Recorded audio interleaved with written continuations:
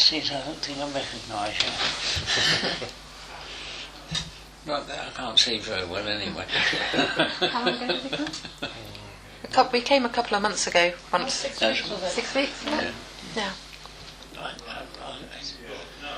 I'm looking at everybody through a fog. My eyes are going.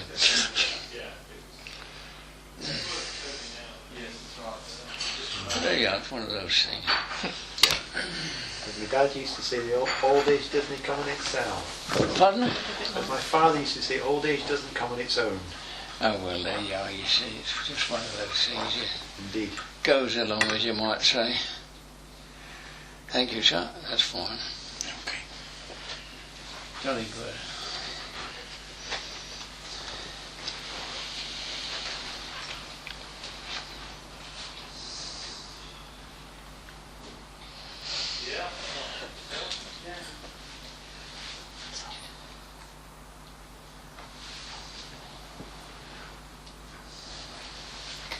They can do a bit of settling down when we do all that.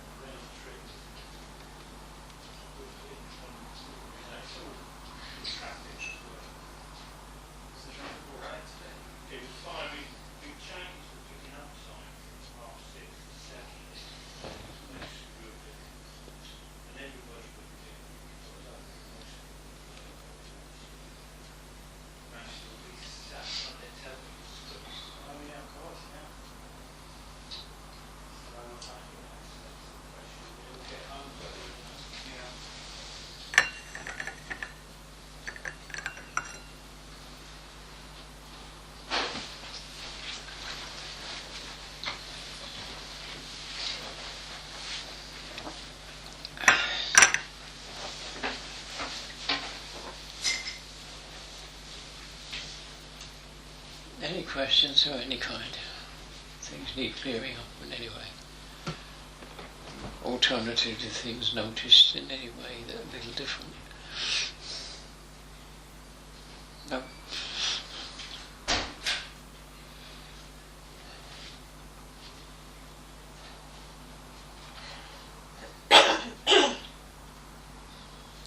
When there's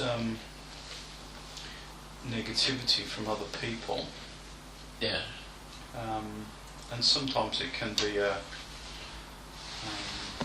like an unnecessary concern even, Yes. which I find it sort of affects me. What can one do to sort of I guess insulate oneself from it?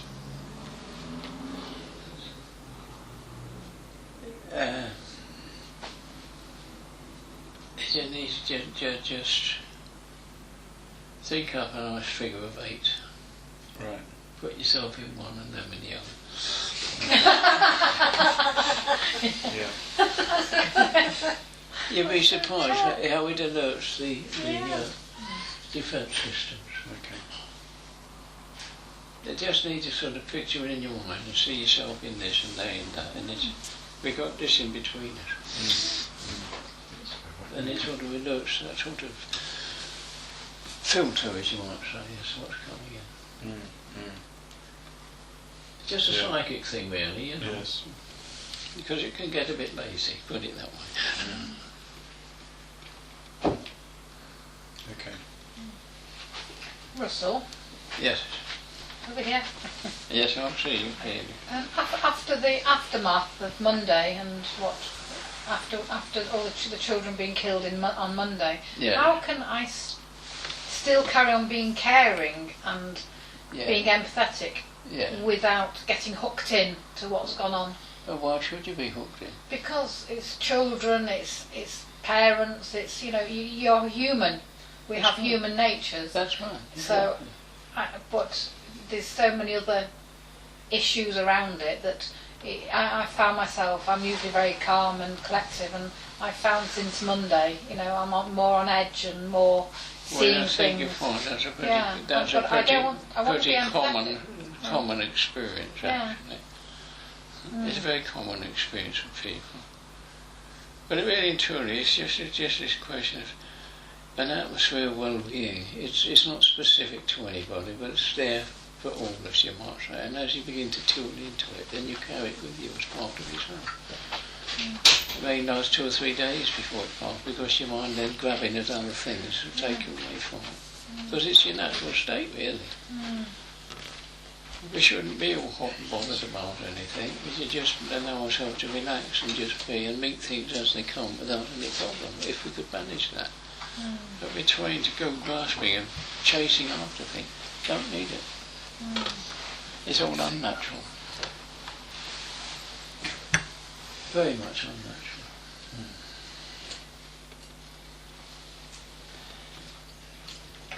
See,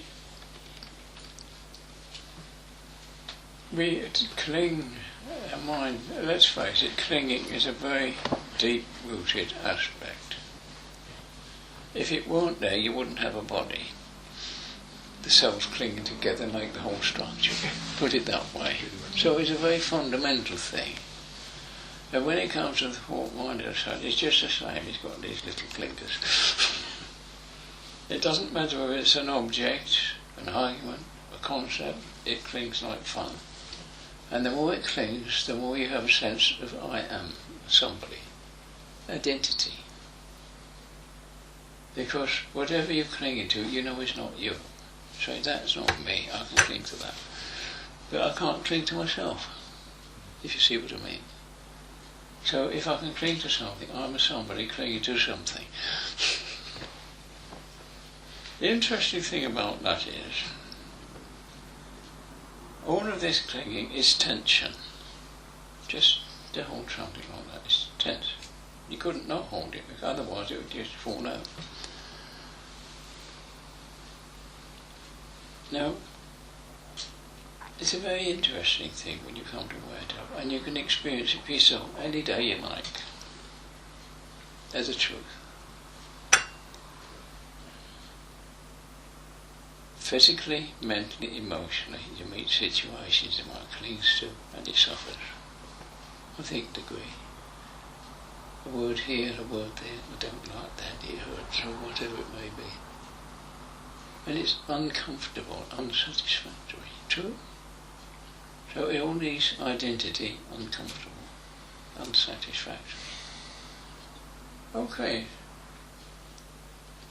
So you finish your day, you go home, you relax in a nice big armchair or whatever it is, fluff out. And you thought, oh, this is comfortable. Where did I go? I was there when it was uncomfortable. It's not there when it is comfortable. There's a point to ponder, isn't there? This is comfortable. Yeah. This whole thing, me and that, are comfortable. Whereas out there it was me and. So it was a duality in one sense and they're together in the other. It's interesting, isn't it? Which is the reality. They're both parts of the experience.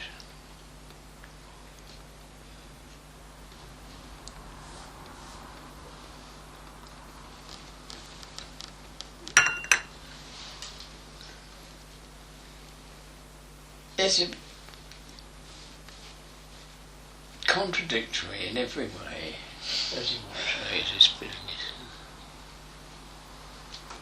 Because, and I'm sure everybody, up to some point, has had moments when they've been totally absorbed for maybe half an hour, and time's just disappeared. And when they've done whatever it's done, you may be painting a wall or whatever it may be, and you're finishing. Oh, didn't you enjoy that? Were you there? Or was it a moment of pure consciousness,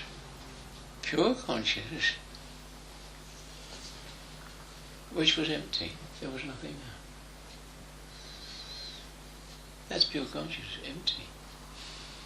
Not me and. It's no longer me and, because I've absorbed into the one. Interesting, eh? I enjoyed it. I wasn't there. I wasn't conscious of self. So those are the only times, truly speaking, when you find That's contentedness. Nobody there. Bit of a joke, isn't it? And then we go chasing after it out there in duality. When we're coming together wholly, you're comfortable. You don't, you go and just shake firmly, shake hands with somebody, you know. In that moment, there's just we, us, but not you and me. Is that not true? Then you play a part. Yes, that's you and that's me again. But the experience is together, not separate anymore. And that's where comfort lives. That's where communication really lives.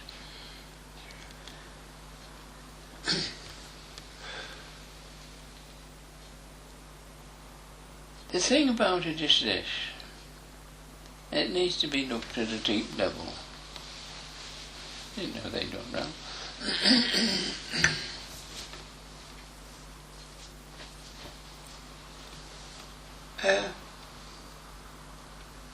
How do we go about this? Different ways. We're all here and constantly sharing with one another, unknowingly. Unknowingly, in ignorance, in other words. Vaguely we may notice from time to time, but generally it's forgotten. You meet somebody who's a bit angry about something, and before you know it you're angry too. And you cling to that anger, and maybe 2 or 3 hours later you've been passing it to maybe a dozen other people before it passes away. Is it not true? So you're sharing that from somebody else and sharing it with other people at the same time. Whose life are you living? Yours or somebody else's? Or everybody else's? It's quite easy. When you get to a place like this, and you can relax and let things be for a little while, and there's no bother, then you can evaluate things for the first time. But you can't when your emotions are up and down, because you get distortion from the emotions, right? So you never see anything clearly. But when you're quiet down and passive to some degree, it doesn't hurt me at all. Whereas in the emotional state, it can be hurting like fun. Interesting, isn't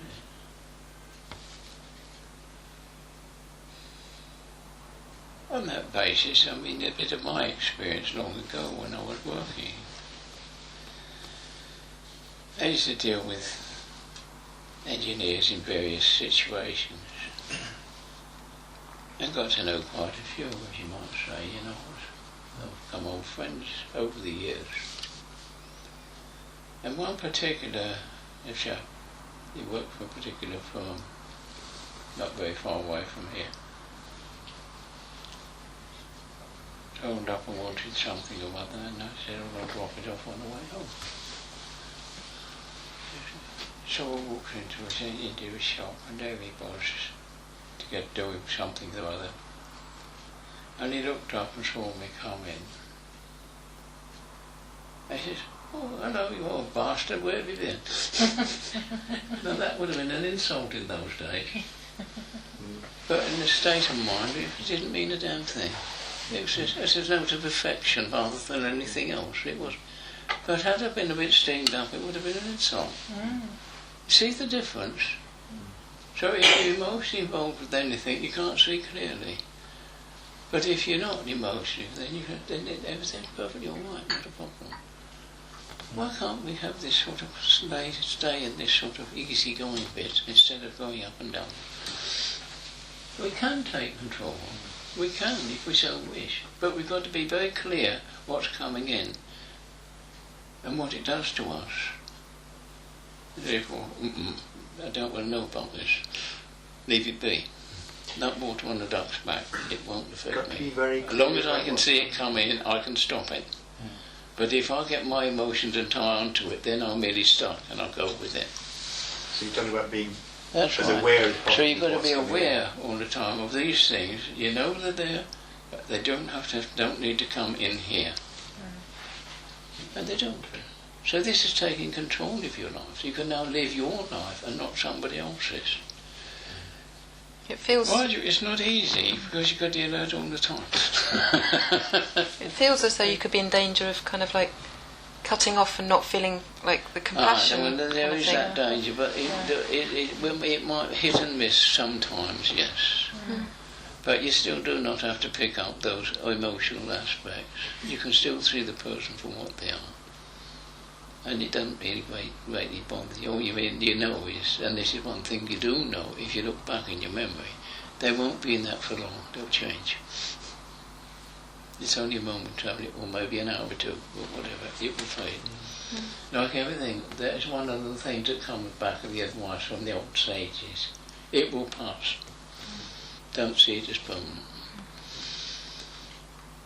So you see, it will pass, and therefore it's of no great substance, so why should you not stop it here and take it in?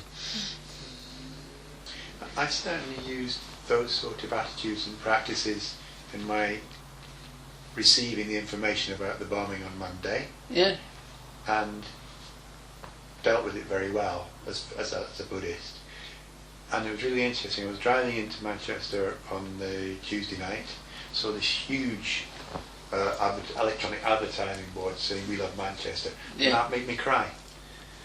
I hadn't felt sad. I dealt with the thing very well, and that unexpected emotional image just made me fill up. Yes, all of a sudden, and that blows it out of all proportion. Yeah, yes, that's quite right. Really interesting. Really noticed. It is.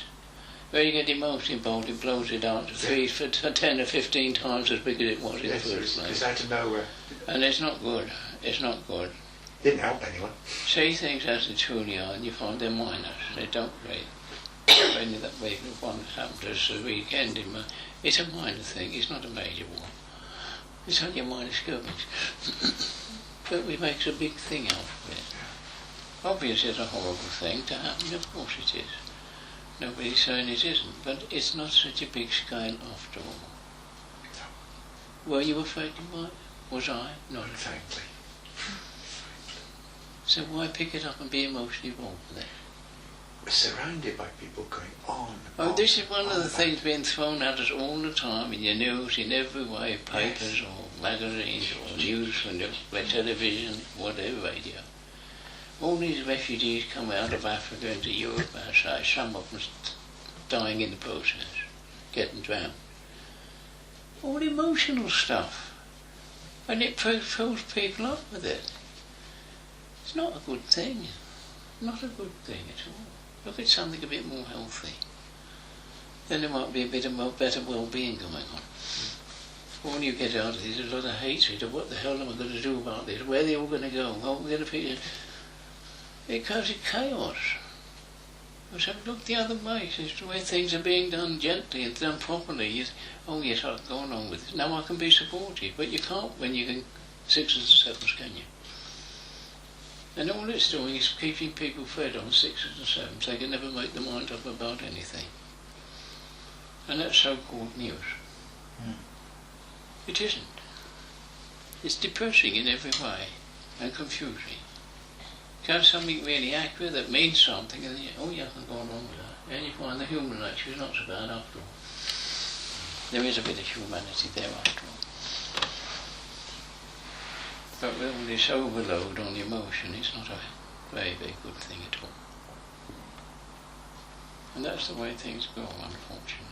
Why do you think there is such an emphasis on emotional stuff in the media, all sorts of media?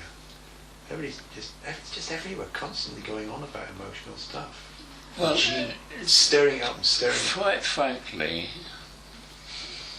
emotion as such is very much the manifest aspect of deeper feeling.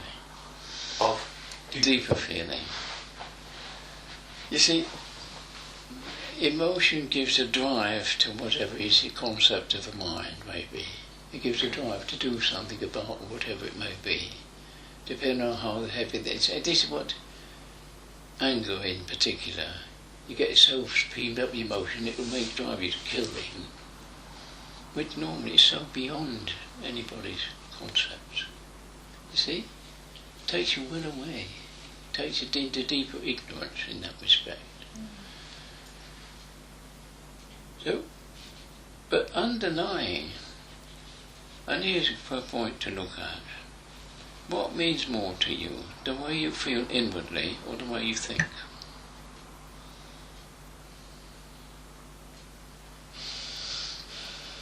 Inwardly you want to be comfortable, don't you?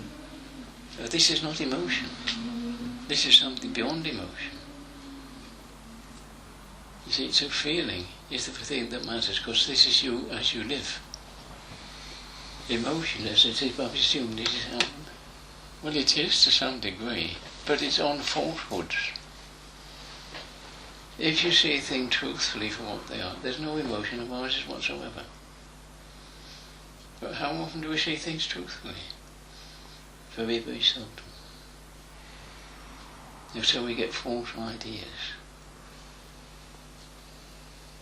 There isn't a thing about the modern world that isn't false. Well, there's a thing, it's a broad statement, isn't it? Aye. I mean, the money in your pocket, which is so common, is false. It has no basis of value. You'd have done it in no time. I promised to pay the sum off. What? How? To go and ask a bank for it. What will they give you? Another note? A few coppers? We fought to chase after more wealth. What's it done to us? Has it been a good thing? Or has it brought about a lot more debilitation of the human being? Take this country alone. At a rough guess, I'd say 60% of the adult population are alcoholics. And probably another 20 or 30% druggies. That's a rough estimate. If you can't go a day without a drink, you're an alcoholic. Would you not agree? I'll put it that way. Affluence, money, that's what's happened. If you didn't have the money, it wouldn't go that way. We don't know how to handle it. We're not used to it.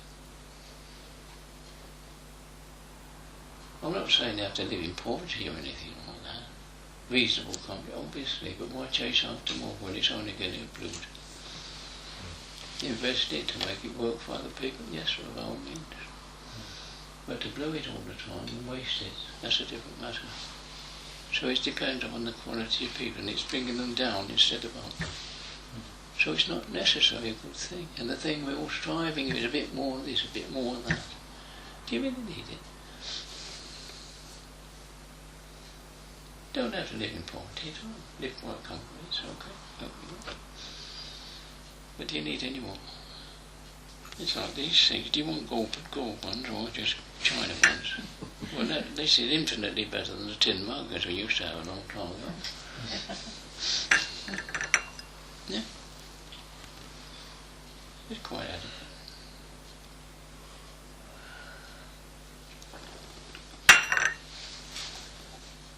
Within reason, as you might say. Everything within reason. There's nothing wrong with that. That's what it is. We're taught to grab for more, grab for more. And our teaching is in that way. Instead of saying, take a look at the value of life in the first place. Not so much me being better than you, but what can I do to help you to get to where I am? Now there's a better thing, isn't it? The well-being of... When you come to think about it, we shared the angers, and the jealousies, the hatreds, to don't want to do. We shared them. Do we realise the value of these other people? They're very essential to one's own being. Because we communicate with them all the time, in some fashion or another.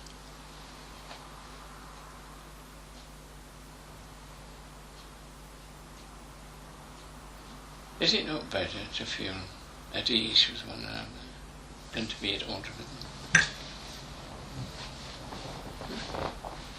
But it's very difficult. We can't trust one another, can Now, are we in a position to be so open we allow people to see who we are? They're in the same position too, they've got till it's, because underneath it, everybody's as soft as hell.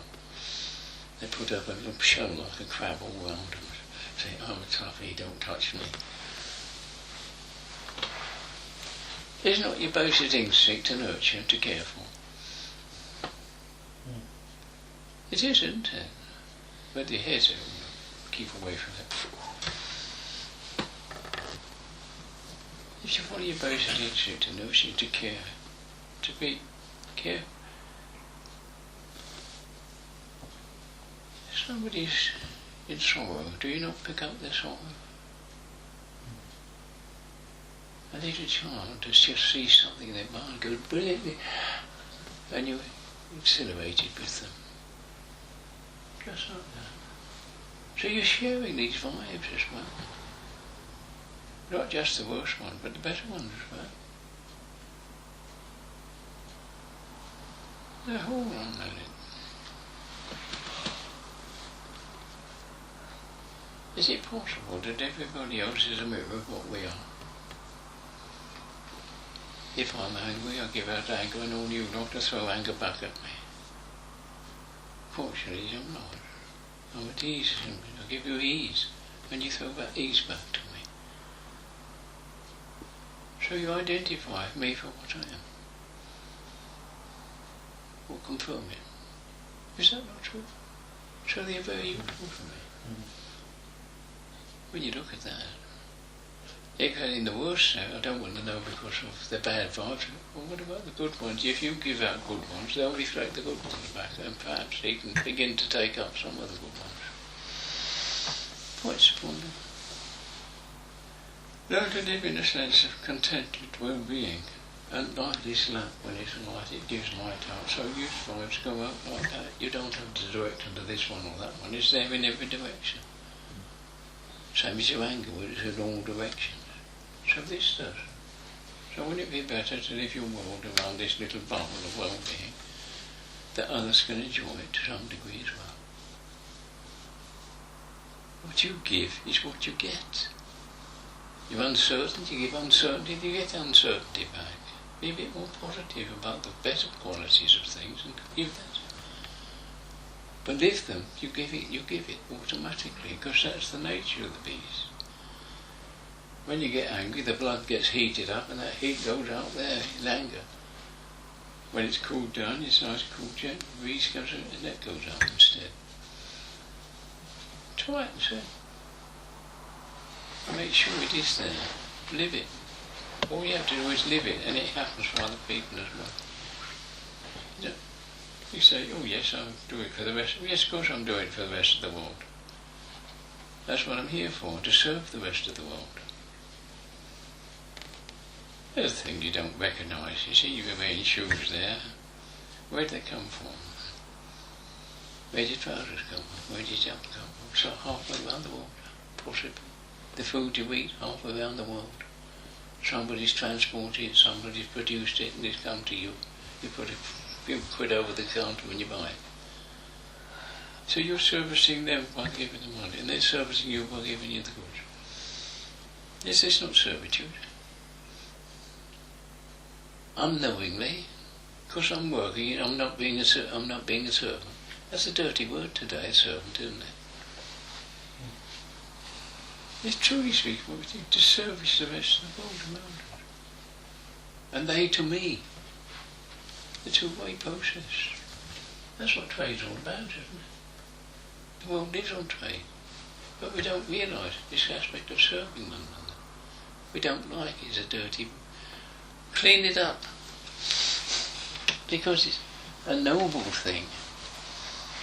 Not the opposite. A noble thing is to serve, look to the well-being of one another. Out of that nobility, this is one of the things you see, going back to Victorian times. The concept was that man was a noble creature. They missed out. It wasn't. But he had the ability to become one, which is a very different thing. and we talk blindly, carelessly about humanity. When did we ever practice it ourselves in the sense of well-being? That's what humanity is about, is it not? And when you become that, you'll be a noble creature. The point on that.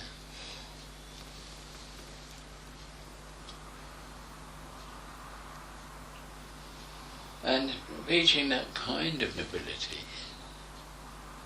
we don't have to stay in the world anymore. We can either move up through the heavens or go directly up into the higher levels. Depend on the quality. There's a point to ponder. Because the world in which we live, as the Buddha put it, is one of a unique kind of suffering. It doesn't mean physically necessarily. Mentally, emotionally, yes. That's where the real suffering lies. Body breakages, they mend and get over it, not a problem. Illnesses to some degree. But they only arise because of the stress we have. If we didn't have the stress, we wouldn't have half the illnesses. That's true, isn't it? Consciousness doesn't need to be pushed. It's there already. It's the essence of life itself. It doesn't need to push anything. It's already there. And we don't listen to it. Everybody knows, and it's been in their experience to know true consciousness. Momentarily. You meet a situation and you get a gut feeling to do this. That is consciousness. But the says, no, do that. And you do that. And how many times have you done that? I know I should have done the other thing. True consciousness knew better. But we ignore it every time, don't we? Why don't we listen to it? It's there to tell us all the time. Quietly, gently. But you never found it in any way afterwards, given any sense of blame or recrimination for having lost it. It didn't kick back. Gentle thing, isn't it? We don't know what consciousness is. And we say, because I can identify this or that or whatever it may be, I'm conscious. Quite frankly, it's the opposite.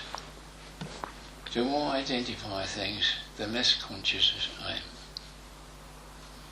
Different, strange, isn't it?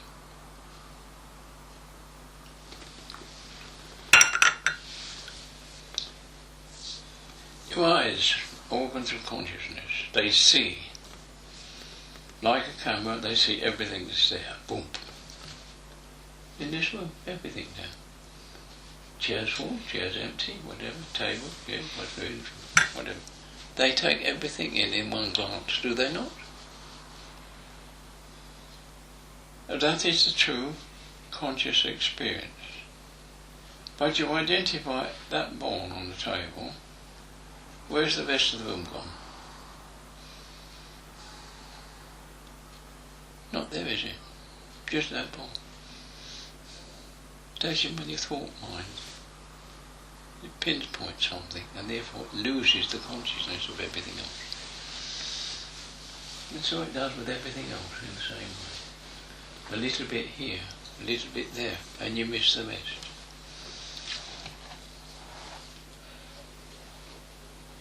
So when you come to wait up, that small bowl there, or that cup, whichever one, doesn't matter which, is minute compared with the rest of the room. Maybe 1,000 times more of the room than it is of that. So 999 times less by being identified than you would otherwise be in consciousness. There's a point to hold over. In how many other ways do we do that?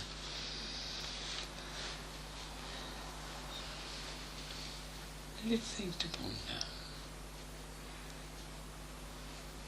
Everything this body does is dependent upon consciousness. Sight, sound, taste, touch, smell, 5 organs of consciousness, each one in its own bailiwick. Hearing can't see, smelling can't do with the others, and so on and so forth. But each one in this level, this level, this level, this. That's what we've got to be grateful for, to coordinate all that. So that this, when you get an itch, will go and scratch it. So it's a feeling. It's navigated its way through space to get there and hit the spotlight. That's navigation for you, through different dimensions. Forward, backward, sideways, up, down, you name it. Everything you do. You take a piece of food and you put it in your mouth. Okay, that's right, just like that, don't you? How did this hand know when it stabs a fork in the side to stop there? And that would go all the way. There's consciousness for you. It's conscious of these things, and it just doesn't go beyond its necessary. These things ponder, aren't they? It's a useful little thing. Everyday little things, doing your shirt buttons up, tying your shoelaces, things like this. Put your mind there and see what's going on in these to do it. Feel what's going on. And you find there's a great deal of sensitivity in there. And they never give more pressure than is required to do anything at all. When they're going to feel things are right, they let go. Until they're right, they'll push and do things. But there's some feeling that these things... Try it and see. This is the answer to it all.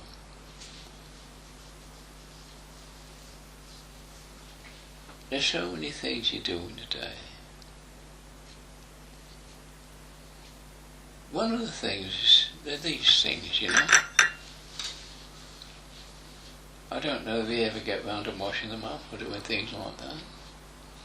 But if you do, have a go and look at it. Regard them as if they had feelings. It's holding too tight, they hurt. Or a doorknob. Carefully. You'd be surprised. As if it had feeling with a living article. And then you find you handle it in a different way. You see, the fingers as such will handle it in the exact requirement required, instead of you deliberate, I'm going to do. It does it quietly, gently.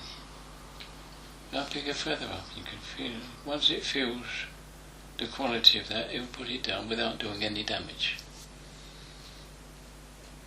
Pick up something, put it down, no problem. Pick up a brick, knows how much weight to use, hold it, put it down. It only becomes a weapon when this comes involved. I want to hit.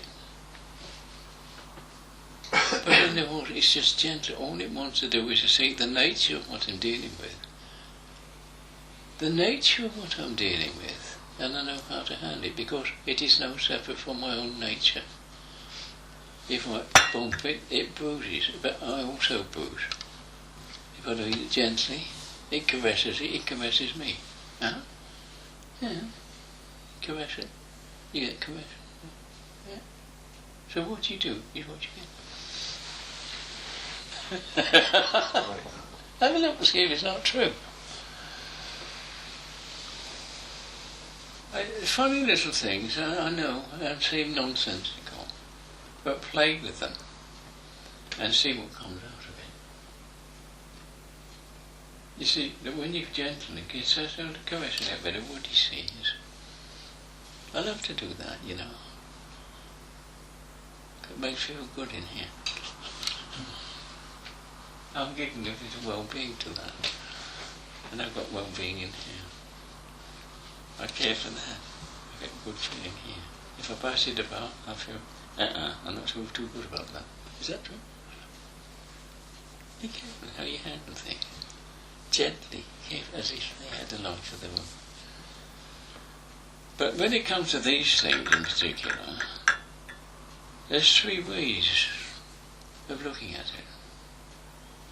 If I hand it gently, it won't get damaged anyway.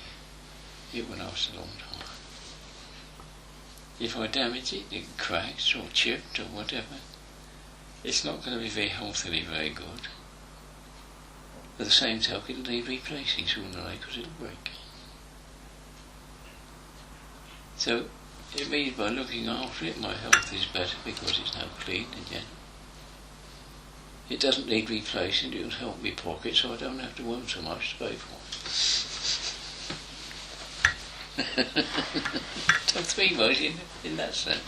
But at the same token, it makes me feel better to hand it gently, because it makes me feel gentle with it.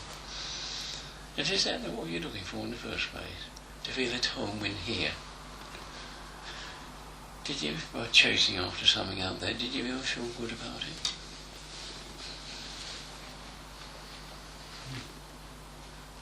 It's simple, it's everyday stuff, you see. There's nothing spectacular about this. There's nothing so amazing. But quite frankly, it is so amazing. Because it's this gentle appreciation in consciousness that matters. We become aware that consciousness is the life force itself. Oh, it's gentle. And without it, we wouldn't be alive.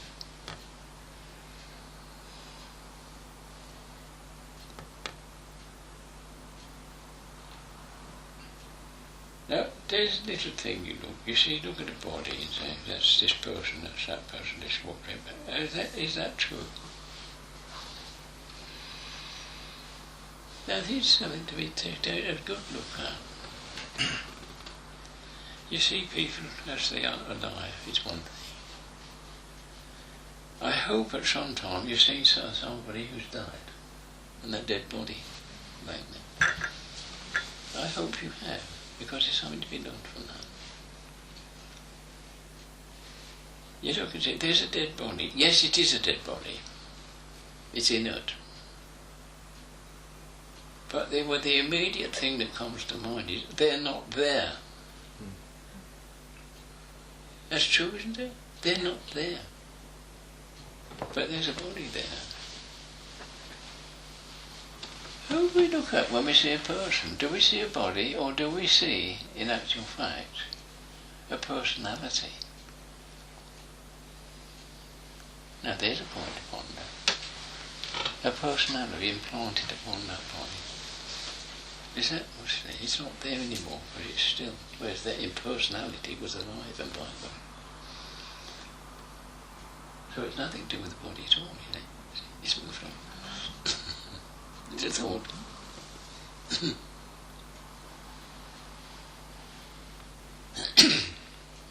All of which goes on to show something else. The dead body. Regardless whether it's interred or whether it's cremated, the same thing would apply.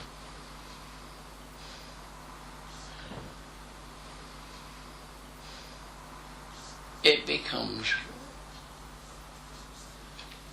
food for other things. If it's cremated, the same thing would apply. It becomes potash, which is a very good fertiliser for roses, isn't it? Is it not?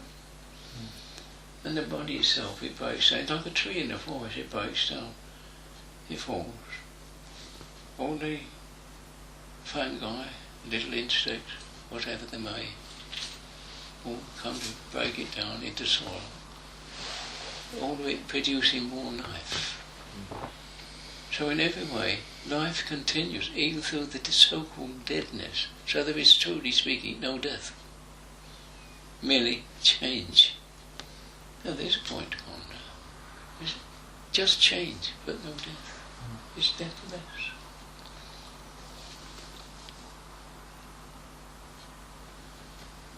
You see, when you get to scripture says it's all becoming. You never find anything about death.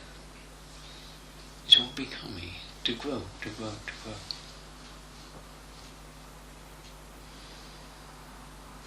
And when we look back in archaeology, as you might say, we dig down in forests and find these ancient cities. People lived there, the ancient civilizations. Or maybe under a desert, they're still there. all these things. But nature took over when the civilizations of people disappeared. Nature took over and it continued. So there's no death, it's merely change and for going onwards. So don't look at things to be died or dead. It can't happen.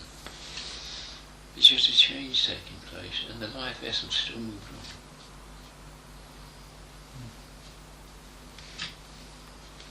So it's no death. Which brings us in fact to something the Buddha said. When one becomes, as you might say, so-called perfect, to realise the true nature of one's own self-consciousness, then we enter into the deathless. Why? On the simple basis that the consciousness that is there was never born in the first place. It merely manifested, but was never born as such, as a body. There's a point to ponder, isn't it? So the deathless is there.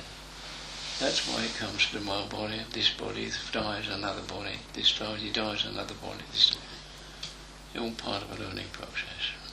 Until eventually it doesn't need another body, it just moves on. Russell? But the bodies are useful to learn from in duality. Russell, my mum's kind of quite close to death. Is there anything that my mum's quite close to death. Is there anything that I can do to help her in any way? The point about it is we have to recognise that death as such is the end of a particular phase of life. Yeah. Hopefully she'll have a decent death. And hopefully she will not need to come back for a little while. And then when she does, she'll have a choice of where she gets born. In that respect, we'll try to go through rebirth. You see, it isn't a person as an identity that gets reborn at all, but the quality of its being. Now, what is its quality of being? Its desires and its aversions. What else do you know? What I want, what I don't want. Is that true as a basic element? So, if we were to evaluate this, we come into life with perhaps a predominance of one or other of these. Maybe greed, maybe hatred. Predominance, we say we're greedy at this moment. So a child gets born, which carries the residue of a previous existence, which is greed, hatred, delusion. Delusion being ignorance. So it has a predominance of greed, so that child grows up until it gets to its teens. These things remain fairly inactive, but then it begins to manifest. And as it goes through life, through various circumstances, you may find it begins to change from greed perhaps to hatred. It may go out on hatred, in which case it will be born again, and that hatred again, you see. So it's different to coming in this one. It came in on greed, it's going on hatred. The other comes in on hatred. It perhaps anything along the scale between the two, 100% this, 100% that, and anything in between, as you might say. And that's what gets born. These qualities of life. But the consciousness that binds it all together, that's the bit that matters. You see, when death takes place, if it's been, as you might say, very, very sordid kind of a life, a great deal of ignorance, it's not even on where it's died properly, it gets reborn just willy-nilly. Whatever the value it be. But if it's developed to any degree, then this consciousness will evaluate where it's arrived at, how it is now, and what it needs for the next time round to meet where it needs to go, in other words, to reach its own home. Consciousness is home, not you or mine. Does that make sense? So in this sense, if you had a little time to wait, you can wait to, well, that circumstance, that family life will be just ideal for me because the social life and everything goes with it is suited to me appreciating this. And then gets born into that situation. But it's a degree of choice now. Instead of a little hole that goes through, you've got a slot. With a bit of variation. So the closer we get to seeing things, then the greater the aspect of that. You might wait for maybe a century or more to meet another way, instead of just a few days. It's surprising.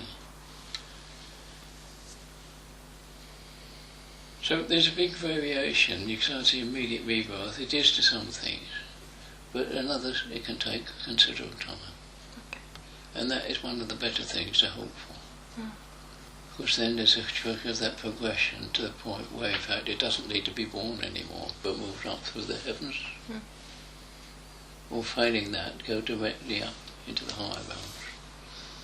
That's a Buddhist way. See? But we should, all of us should be aiming to some degree, and this is what religions were about. Morality, the basis of all religion, to be able to control these aspects of grasping at this or that to something else, to reduce it somewhat. So you begin to see things a little more clearly, and they don't run away with you.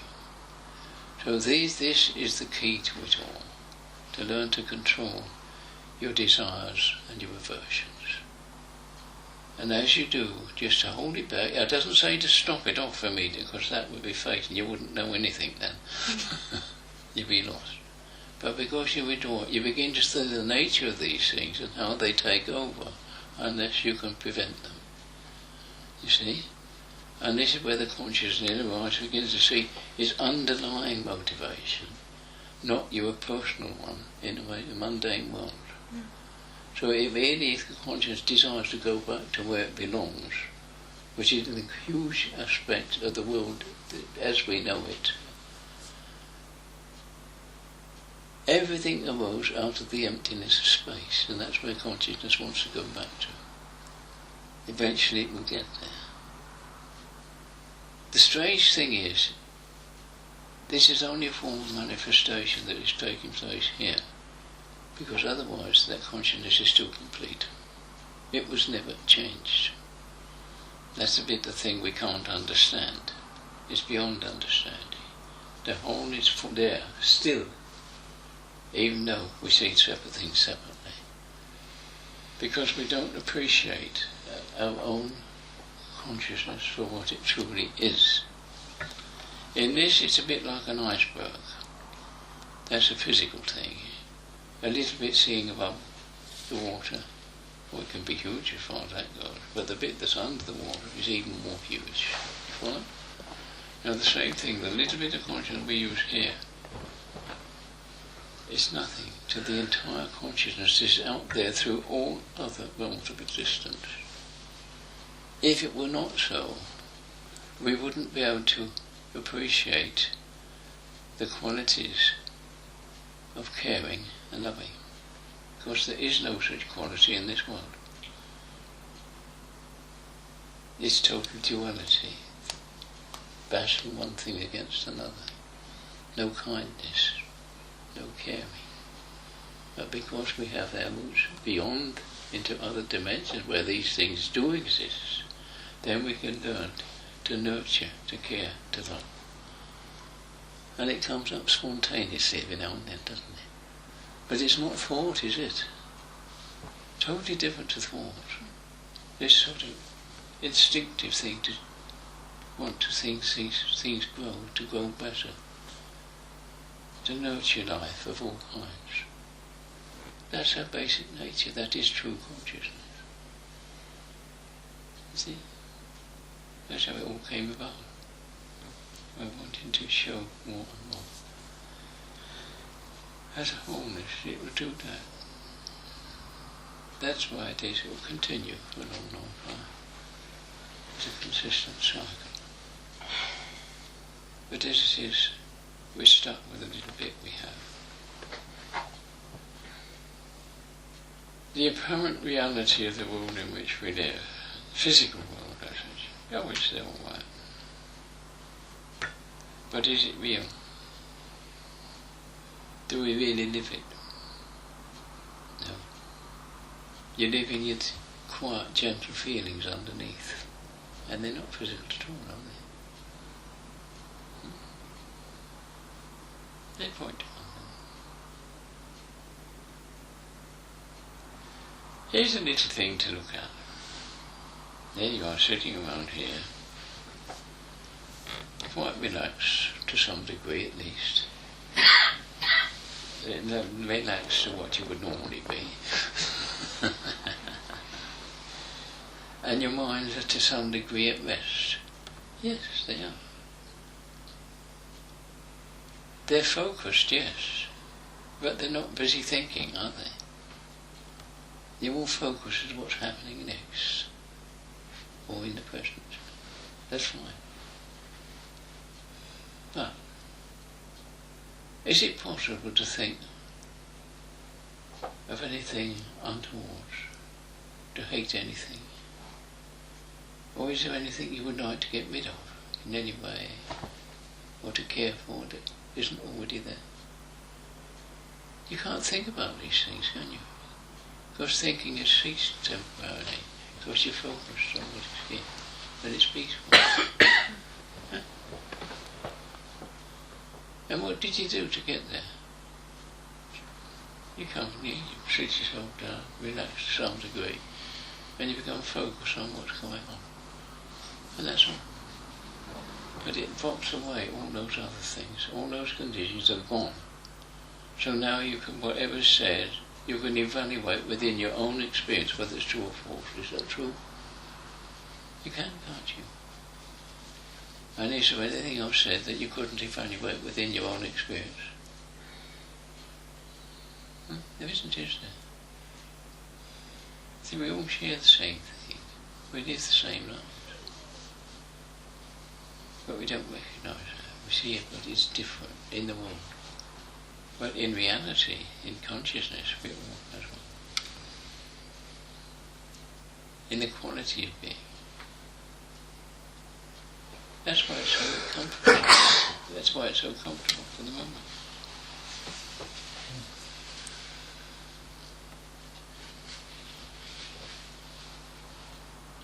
It's so normal in actual fact just to be as we are. And I put it to you that as we are at the moment, reasonably relaxed, not completely but reasonably, is it not a fact that we're able to appreciate by absorption the quality of being that is present in the room? Do you not feel at home within it? It's not the same as out there in the world, is it? The agitation there, but now it's a peacefulness. So we're all sharing something with nature. Because we've relaxed, we are now able to absorb these things and not guard it. We don't need to guard against them, do we? Because there's nothing harmful in them. Nothing harmful. So we don't need to guard against them. That's why we can relax. Nothing to protect ourselves from. Well, here's a point. Nothing to protect ourselves from. But who is there supposedly being protected? Is there somebody? Or is it to say of we rather than you and I? Is this quality there within you as it is in here? That's one comment. Is it mine or is it somebody else's? Am I sharing it? These are things gently. Here, hold on, what really is going on? Is it really me or is it somebody else? Or is it a bit of both? Now this is where we're entering into the spirit world. surprisingly, in this subtle feeling deep within. And it is in this area, yes, this area, that we can contact higher spiritual beings.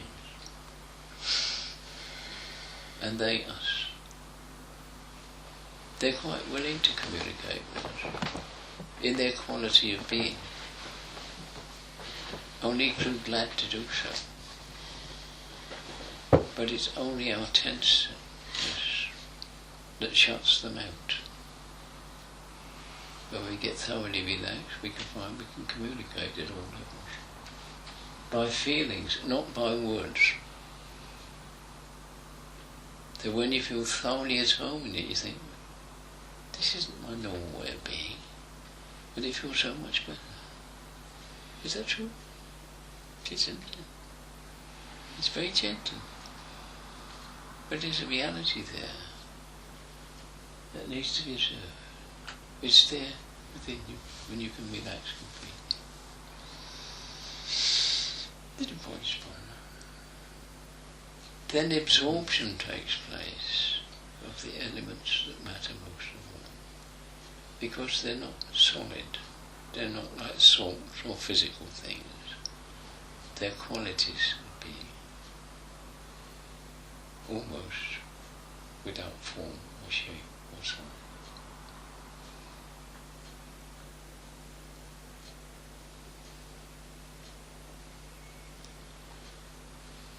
Now here's one of the problems.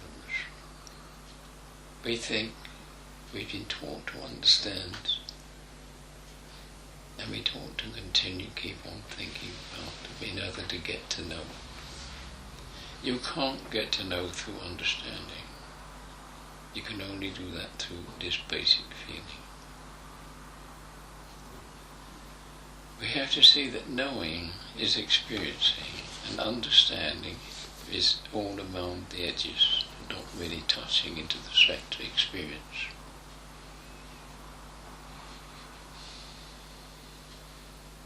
Consequently, we get to a point where we experience things of a deeper nature. To nurture. What does that really mean, to nurture? Maybe a kitten or a small puppy walks in here and you feel you want to pick it up and nurture. In other words, to make it feel and grow more healthily. Or even a plant, to help it grow more healthily. That's what nurturing is about. Where did it come from? How do you explain it to anybody what it is?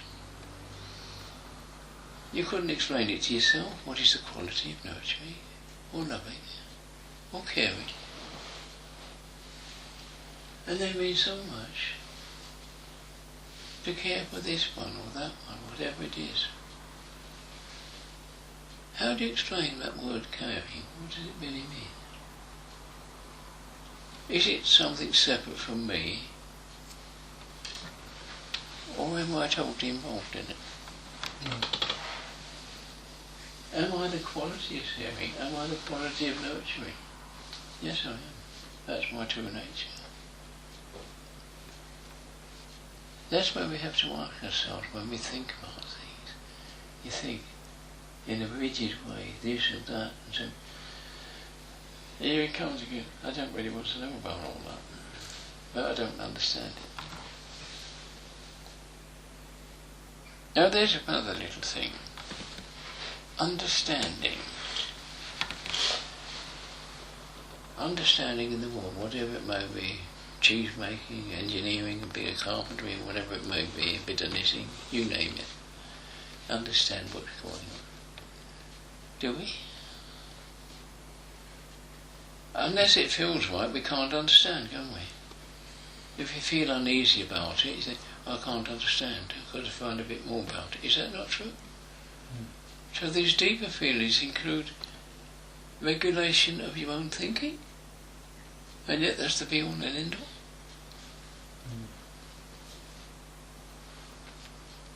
Things we never talk about, never look at these things, because the structure of what's going on within me.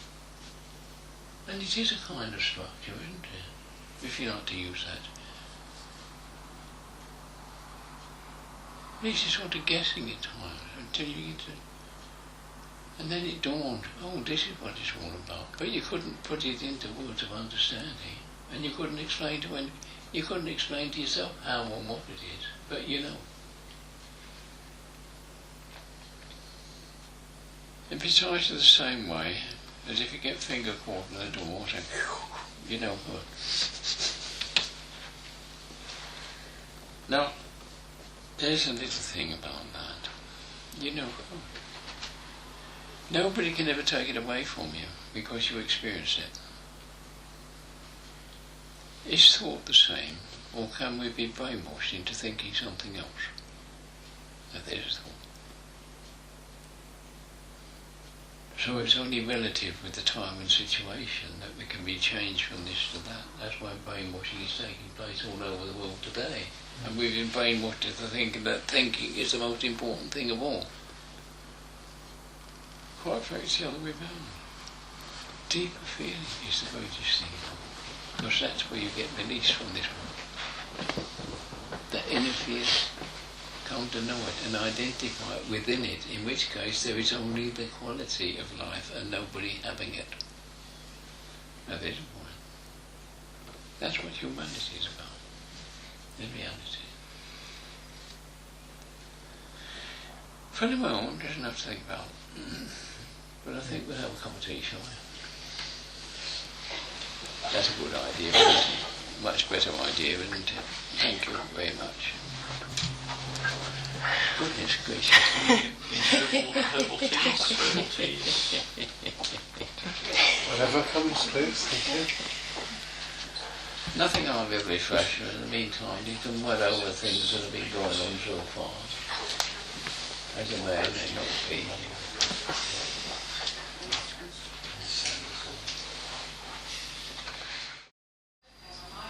Russell? Proud. Just on the sort of emotions thing, so is love the only real emotion, and the other emotions are? Well, love is not an emotion. Okay. No. That's different. Because people label it as an emotion, don't they? You might say desire and aspects are very much of that nature. Okay. And can be confused for love. Right. But love in truth is the wholesomeness of one being.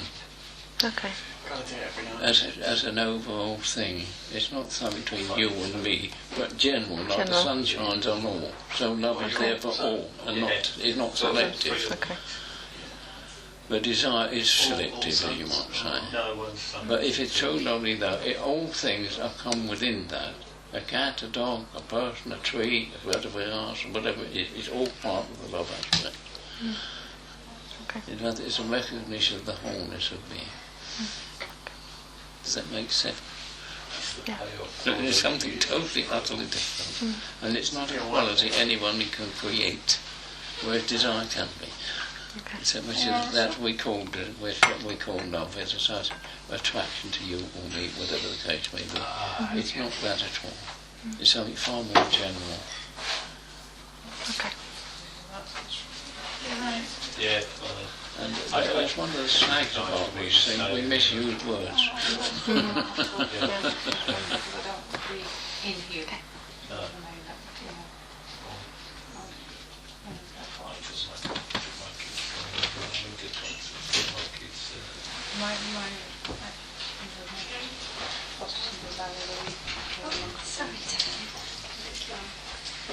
Oops, right. Sorry, Russell. Don't need me knocking you over, do you? I was going to open the door. You'll be flying soon. Already come in. He's coming, yeah. I made it and Mike's just bringing it. There we go. Your brain. Yeah, well, you don't often get me service in, do you? Are you okay? Yeah, that's fine. See, you're not citizens. So every year we kick off on January the 5th. There we are, you see, no problem with that. We start Who do we then? Yeah. Thank you. They make the document. We start with his monastery. And the we is... So Russell, when somebody dies, thank you very much. Is the, you know, like the Tibetans talk about the bardo, Yeah. like a period of 45 days before they come back, or somebody's reincarnated again. Yes, but it is not reincarnation, because that would imply an unchanging entity moving from body to body. Now, if it were an unchanging entity, it would be no hope. It would be stuck forever within the system. Yeah. But it's not. Because it's the quality of being that moves on. It may be different from one area to another, in the same way as you change in this lifetime. Yeah. We get fooled so easily, you see. When you look back as far as you can go, you see, literally every single day something has changed. What you don't see is I've changed. But you look back, it was ordinary then, ordinary, and it's ordinary today. Every day is ordinary. So I'm ordinary and I haven't changed. But when you look back, there's a great deal of change going on. I don't recognise I'm changing entity. Yeah. So am I really an unchanging entity after all? There's a point to ponder. Yeah. And you see, you're changing even in this day in a day, in a matter of a few hours, by meeting other people in different emotional situations. You become several different people. Yeah.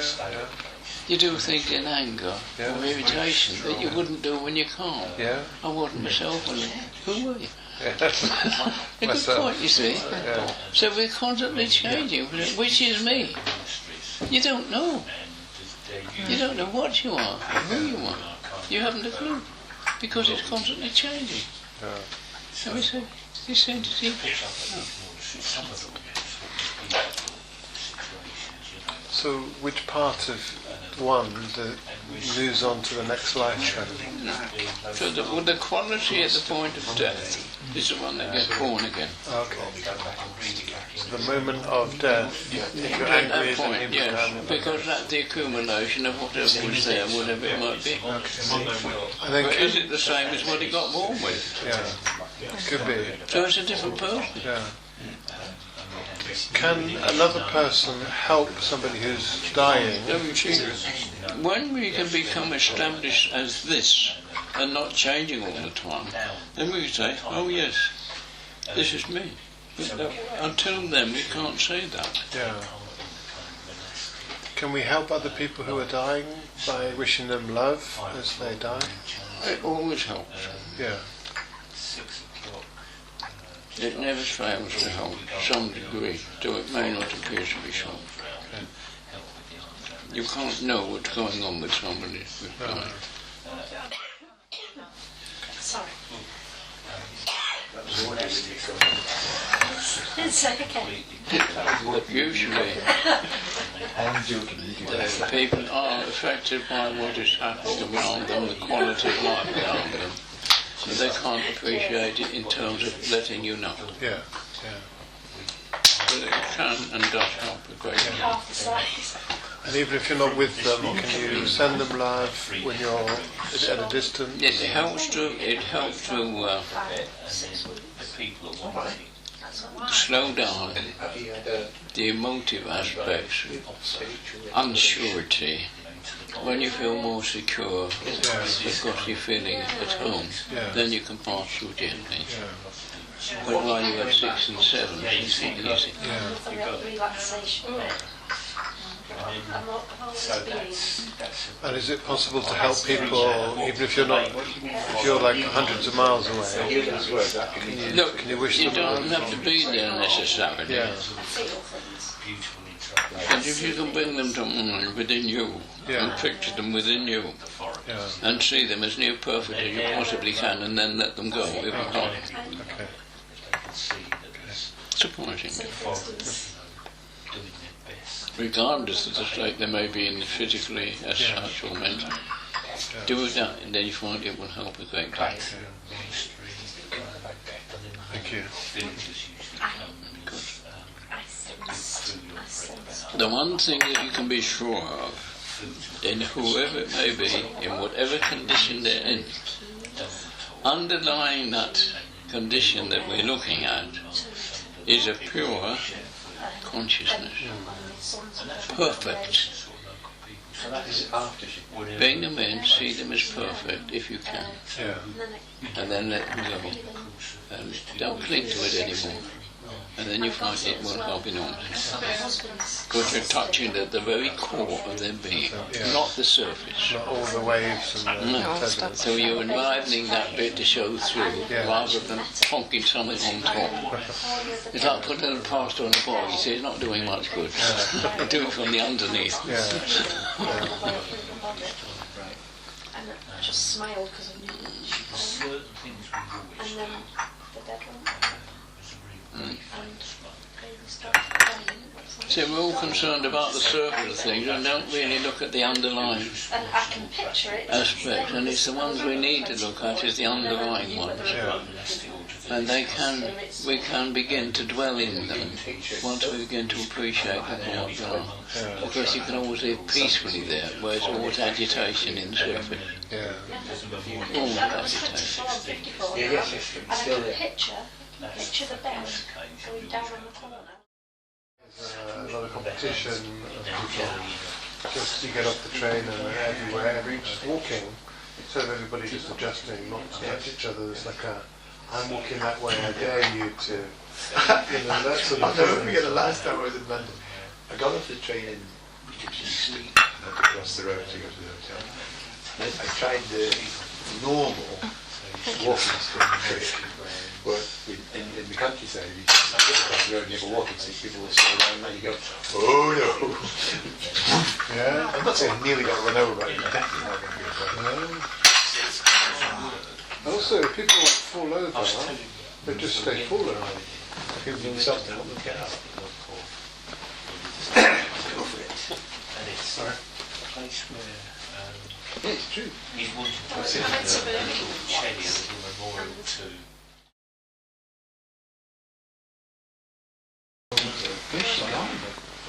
And then Have you arranged all the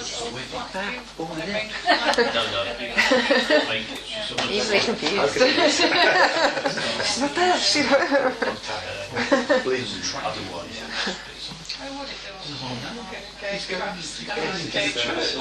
What are we going to do?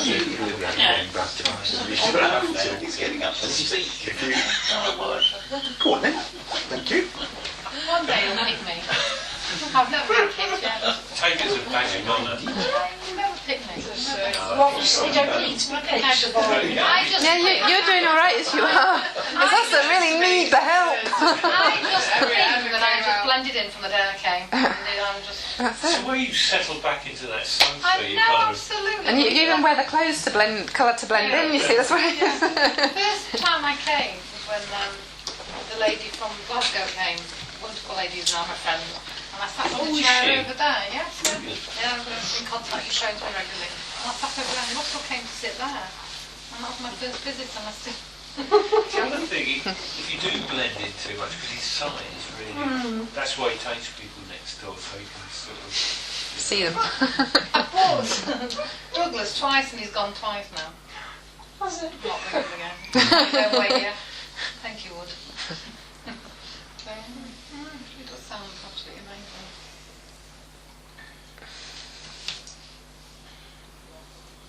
You won't ask though, will you? You've got to be the chosen one. Russell, this lady. I think, what's it called? Right. Okay.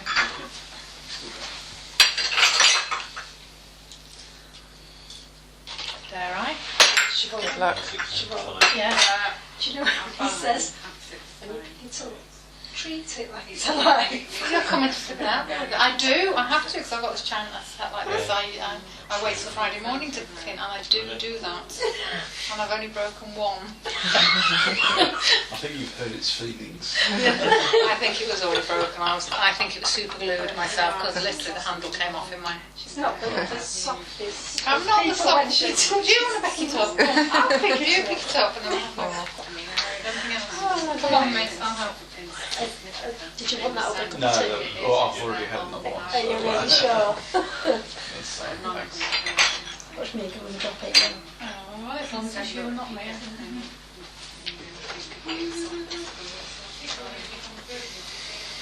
Interesting, he was just talking about meditating on that chakra rather than other ones. Yes. Yeah. In the portal to emptiness. Yes. Yeah. Have you been doing that yourself? Yes, that's right. I mean, in the book, it gives instruction on page 46, 47. Okay. And it's something good to do, even before the meeting starts, just so that we sort of prepare ourselves for that. Prepare ourselves for the meeting in that way, and it's good to visit there a number of times a day. At work I used to just have a post-it note just with a dot on it, just something as a reminder, which wouldn't wouldn't raise any suspicion that I knew what that dot meant. If it does a stroke of work, he's always meditating. And you find that over the years, it will then, as you attend to it and nurture it, it then grows. And you sort of perceive it as a still point? Well, I think to begin with, it's a point. Yeah. But then it's it'll be like an orange or something. But after a while, just go with what you feel. Yeah. But in the exercise, as you sort of attend to that place, I mean, one can feel comfort there and warmth. But then just imagine that sort of expanding and filling the body, and then take it further and fill the room, for example, with that warmth.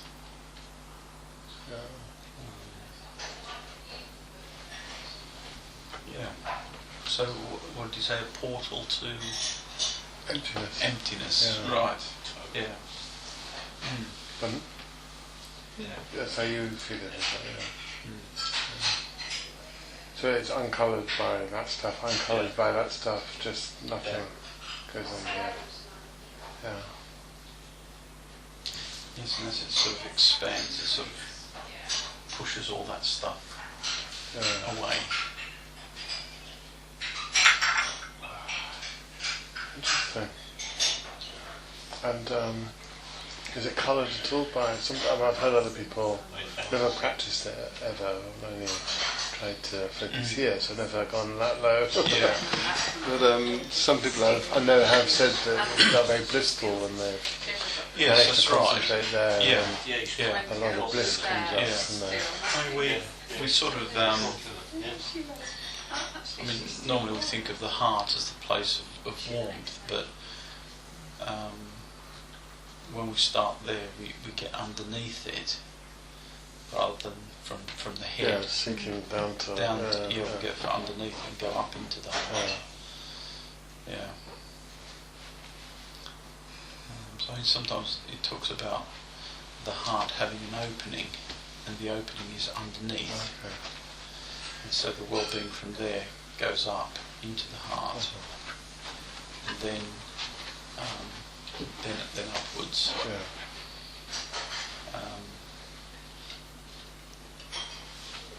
Does that quieten the cognising, do you find? Yes. Yeah.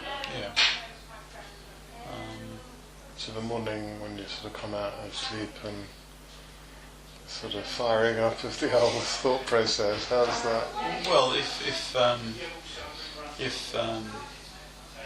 you manage to wake up before the alarm, you can just sort of just go into that place and spend 10 minutes or something there. And then just throughout the day, I mean, if you're doing different activities, you can use the end of one activity and the start of another as a natural stopping point, and then just go there. At that moment of waking is really key. I've often had many insights in that window. Because before cognising is happening, there's a gap, isn't there? It's perfect peace. And then mindfulness practice is to observe the first thought. And what is the first what is the stuff? What is it a is it a sting?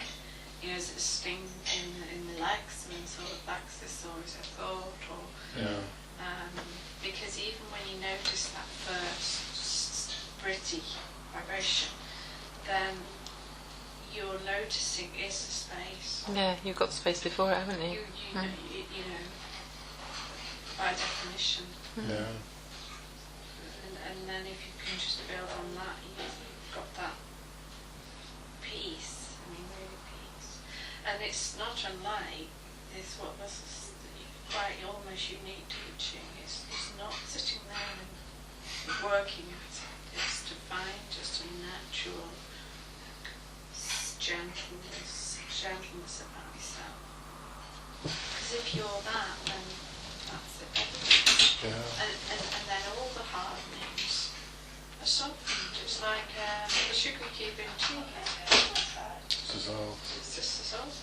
Or mixing with water. But we're all, it's the secret. We're always looking for, almost expecting it to be a bit tougher, or expecting to do some hard time. Can't be that easy. That's right. We all hear about people sitting in dreams, meditation. 8 hours looking at the wall, trying to think of nothing. I mean, all these things may be useful at certain times, but this is foundation. It just feels sound. There's nothing worrying about it. There's nothing extreme about it. There's nothing unnatural about it. So, whatever your questions may be, and that's for you to decide if it feels sound or not. Just, isn't it?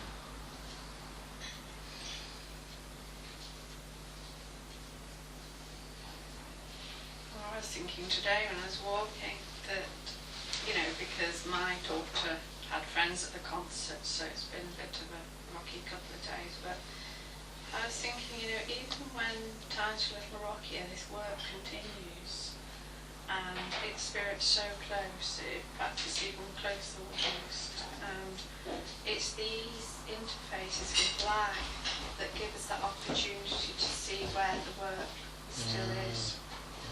And there's so much good work going on in those times, and it's helping us, and it's just happening. We're in the middle of something we don't recognise that, but then it's like a month later or something, and we go, wow, I've learned from all of that.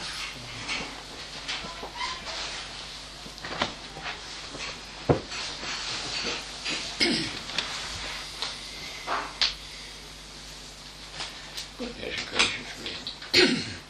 Whatever next.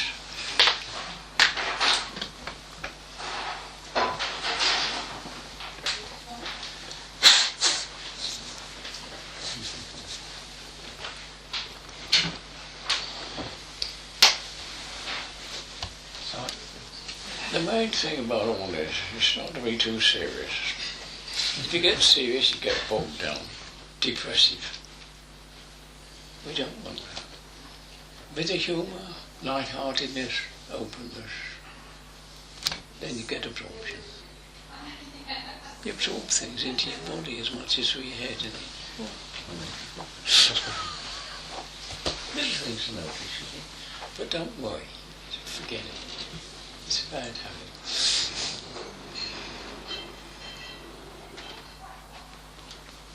If anything else, you have to be bothered about things in your head. Just take a little exercise and ask yourself, what's it like to feel what I'm being? Being? Do you know what a being is? Just a living something or other. It's a lovely quality, a sort of something fizzing of life within it. But it doesn't have any thought. It doesn't have any thought, it feels so full. You don't have to worry about it. It just comes about naturally.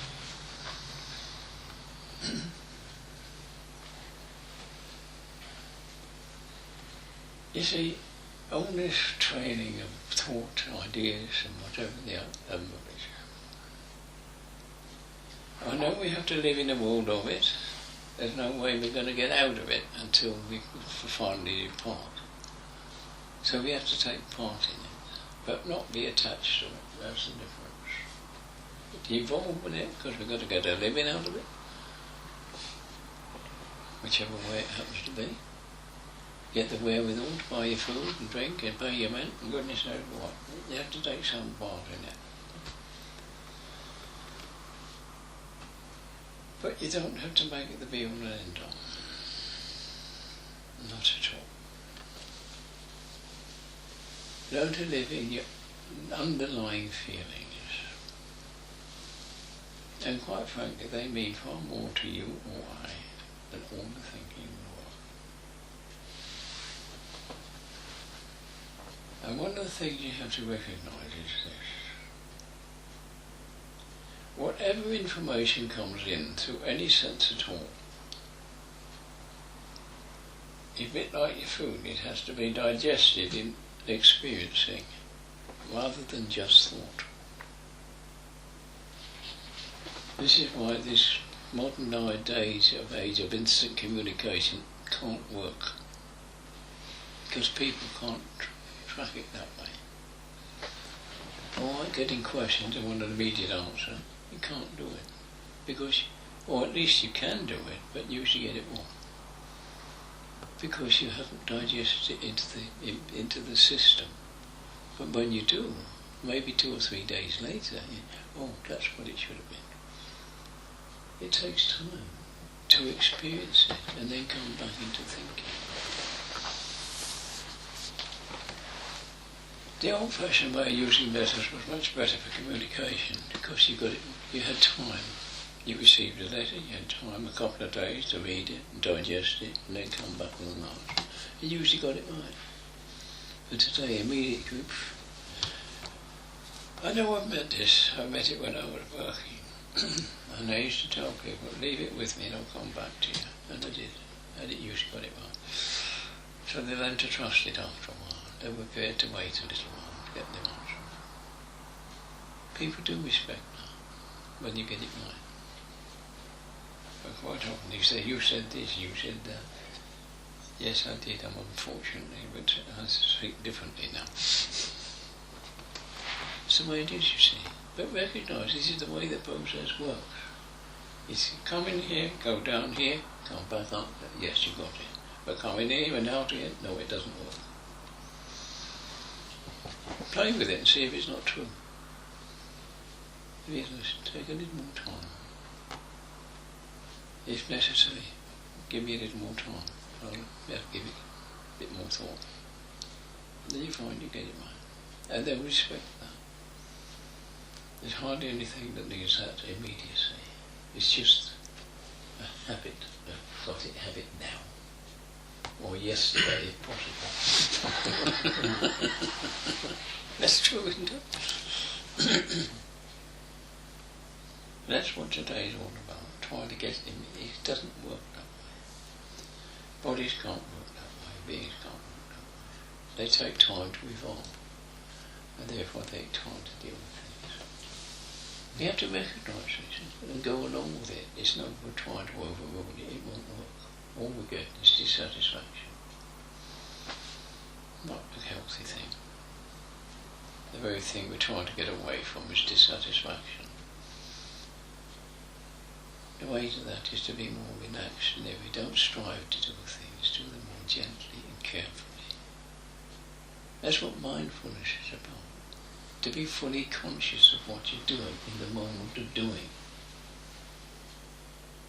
And then quite often you forget who you are.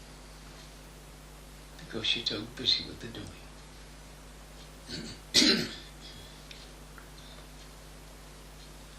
Incidentally, just as an explanation, you get words loosely bandied about, particularly in Buddhism, dhammas. You've probably heard of them. Good dhammas, bad dhammas. What is a dhamma? It's a doing. A doing. If it's only tying your shoelaces, that's a dhamma. The doing itself is the dhamma. If you're fully aware of what you're doing in consciousness, that is a good one. Because it's opening the mind's eye to see more clearly. But if it's done in haste while thinking many other things, it's a bad one, because it's leading to greater confusion. Does that make sense? Mm-hmm. So it's a doing, which is hardly a thing to be described as a thing anymore. But it's very, very useful to know. Be fully aware of what you're doing, how you're doing it. It's perfectly okay. It leads to a clarity of seeing still further. But do it unknowingly, and it's really into a greater confusion of your mind, going into deeper darkness. It's the way to clear away the most important aspect of the cycle of rebirth, ignorance or delusion, by being more clearly aware. If you see more clearly, then obviously you're no longer confused. True. Then we gain aware of what I'm doing now, in this moment. Maybe for a few seconds later I'll see things a little more clearly. And from that lead to other things which eventually see the whole of life is seen more clearly for what it is. What the hell am I living here for? Don't need to anymore.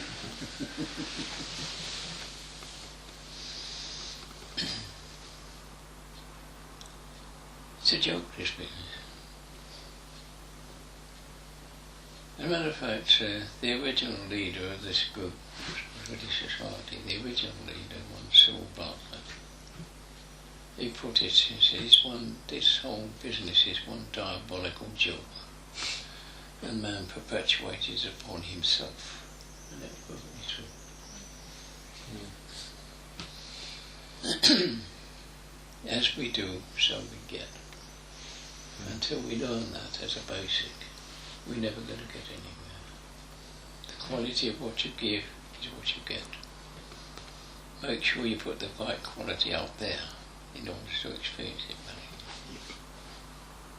So in a sense, you get it twice. By establishing it as a base from which to work, it comes through on the outgoing, and then you get the reflection coming back. So it's twice, not once. So but you can sort of double take it, you might say. Initially done in consciousness, that's the first one.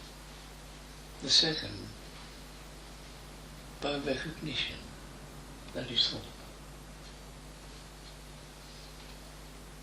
It's like everything else. You see, you hear, whatever, and the mind decides it's this or that. Now there's a point. Hearing is a point, isn't there? Do the ears hear words? Or do they just hear sound? And your thought mind picks up what it wants out of it. It's like seeing. You see that part, you don't see the rest of the world. It's hearing, it picks up what the words it wants to hear and ignores all the rest. Is that right? It's again selective, you see. The world here doesn't hear words. It just hears noise. The cacophony of sound.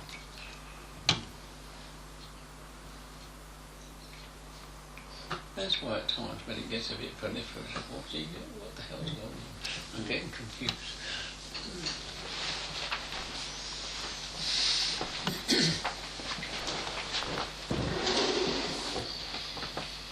Goodness gracious me.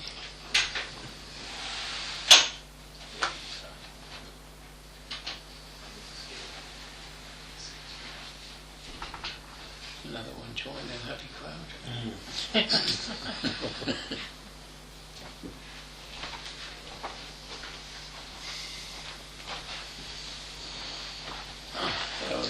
I want it.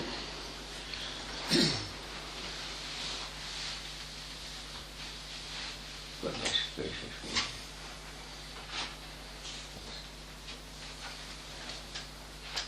With everyone saying anything to tell us, or you're not bothered?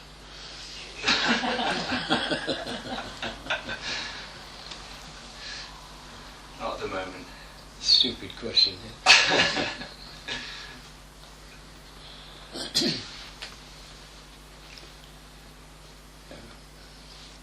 Whatever it was, he'd have forgotten it in a few minutes.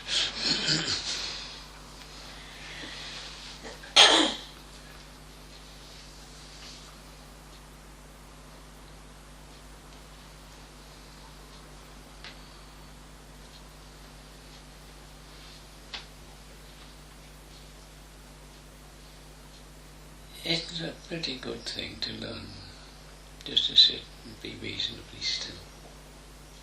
Only reasonably, not necessarily whole.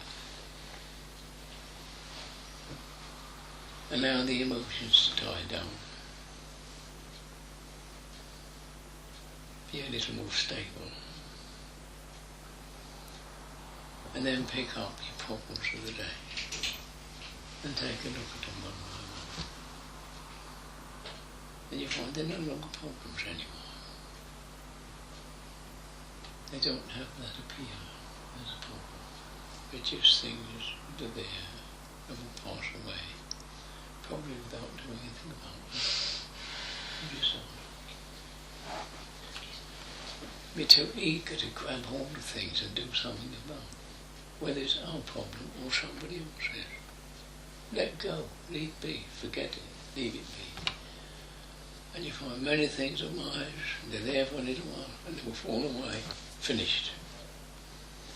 But we grab hold of them and make them ours, that's our problem. Because they're there. They're not our problem. Look to your own self, the own things that matter. Do they in any way disturb my peacefulness? If so, let them go. You don't have to take on things which disturb me. You find usually that the peace will continue, and whatever it was will die away without any problem. You have to learn to trust this system.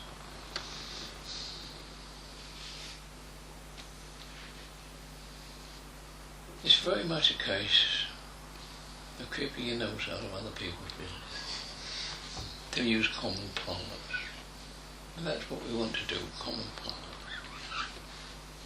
Is it my business? No, it's not. Will it be? Do I have to judge it? No, I don't. I can see the conditions that brought it about. I see them quite clearly. And that's as they should be. But it's not my problem. Somebody else's. They have to work it out. If we interfere, we could make it worse. And how often have we interfered and made things worse? Have a look at that. Then everybody has to work out things for themselves. Perhaps a system to get there maybe, well that's a different thing. But don't work it out for them. Make them work it out for themselves.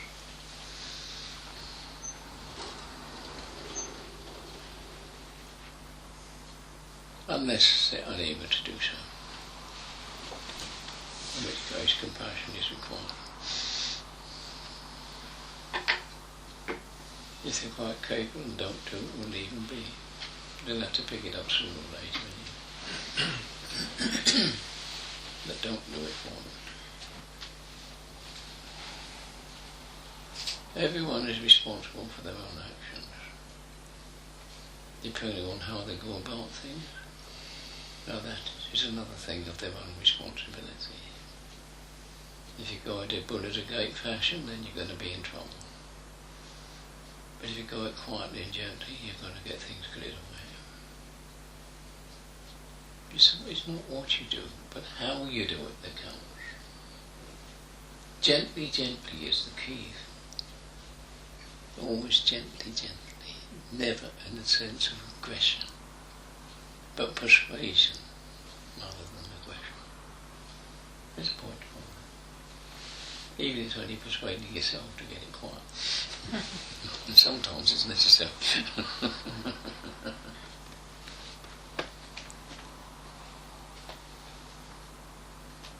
When you compare your instinctive behaviour, instinct, which arises every now and then in a spontaneous fashion, without thought, you perhaps see a plant that's wilting and you feel you do something about it, so you think, oh, to give it a drop of water, it'll make it perk up a bit. Okay, that's fine. That's a good thing.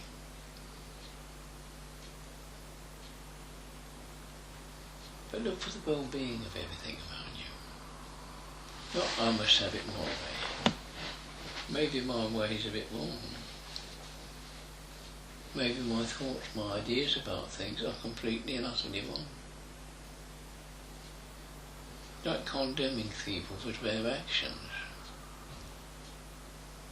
Now hold on a moment. Was there not a time when I did the same thing? And I was compelled to do by the conditions of the moment. That's what they're going through. At this moment. They can't avoid that. Are they to blame? That's why was what I to blame. And when there's an illustration, we condemn things and situations. It's something to, there's a cushion there somewhere, I believe. Oh, thank you. We'll be sitting on there. There's a seat over there. You got a cushion, you can throw it. Okay, that's fine. One of the things I'm about to say is this. We condemn things for actions of a kind. Is it really necessary? I mean, if we use an illustration, say somebody's whipping a dog or a cat or a young child, unmercifully, we have sympathy for the victim, but do we have any for the perpetrator? No, we condemn him for something wrong. Now hold on a minute. When you feel stirred up inside, you perhaps go and punch a pillow, aren't you doing the same thing? You're getting rid of that vile energy. I want to feel a bit more comfortable if I do this. So there's nothing wrong necessarily with the motivation, it's merely the action. There's something twisted in the mind. They need as much help as the to get it put right. So they don't have to do things like that. The point to ponder, isn't it? There's a kind of insanity there. It needs to be put right. We don't recognise these things. It's like these poor devils, like one here in Manchester, who blew himself up, presumably.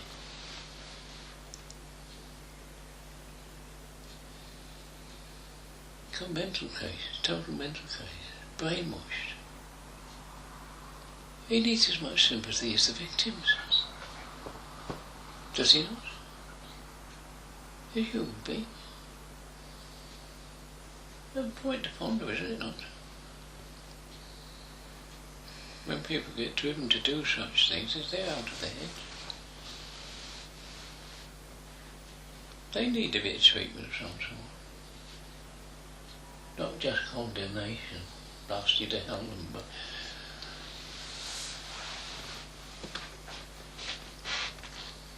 so realise these things. All of us are capable of doing these things. if we're stressed in particular ways to do so. But there's not one of us that couldn't do these things if we're stressed in the similar way to these other folk. There's a point to ponder. It's merely because we begin to see things in a different way that we're able to be free of it. By learning to see clearly what is going on and not be fooled by the mists of delusion. And that's what they've been done, missed by the fools with delusion. They need as much help as anybody else.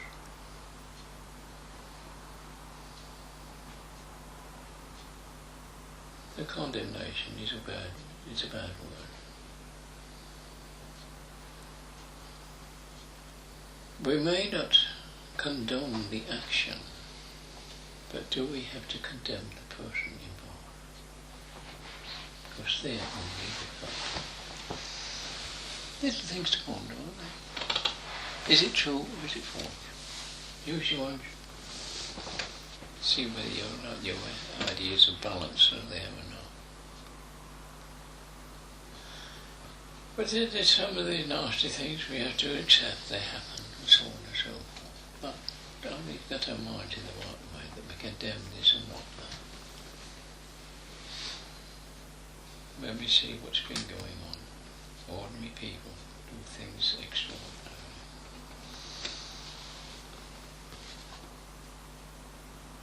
Yes, there is evil in the world, and people get drawn into it. If you're so a bit weak in the first place, if we come over and give them a bit more strength, perhaps they wouldn't go that way.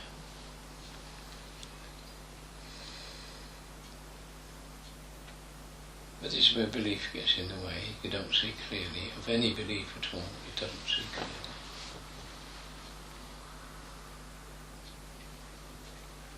And this is where, concealed within most teachings, if not all of them, concealed is the way that leads out. And that path is morality. To rein back your desires and aversions, to rein them back. I never said to cure them. To rein them back to a point where you can see what happens if they're allowed to run free. We've got examples of that all around us.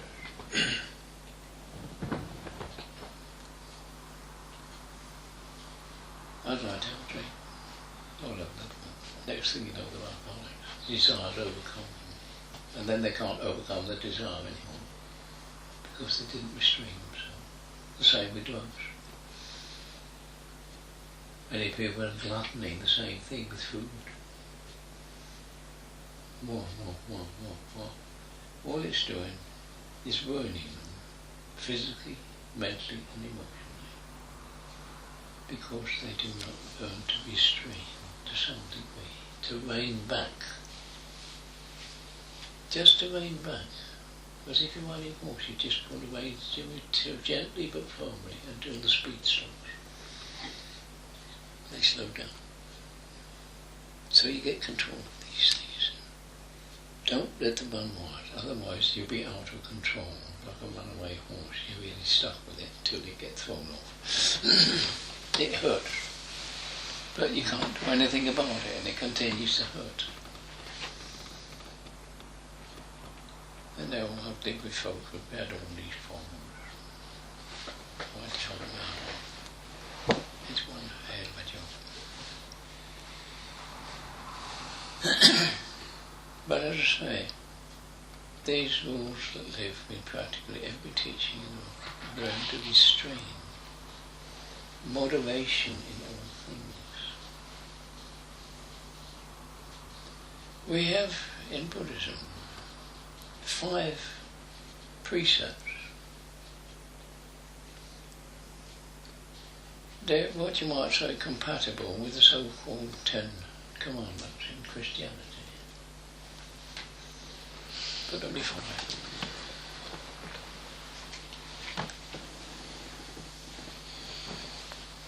The first is to learn to teach oneself to restrain from any thought of harming sentient life. Point one. Harming. We can't live without doing that. That's one of the snags. If we live, we're going to harm something or another somewhere. But at least we can get it to a minimum. That we can be conscious.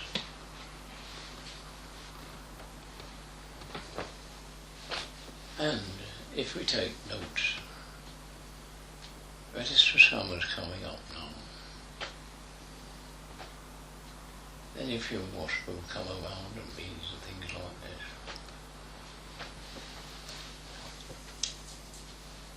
Don't swap the little liners.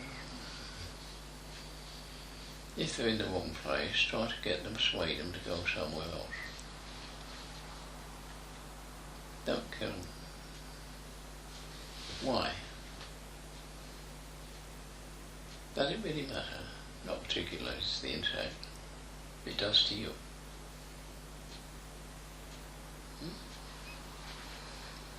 Morality is for the individual, not for the general public, though that is a secondary, not a primary.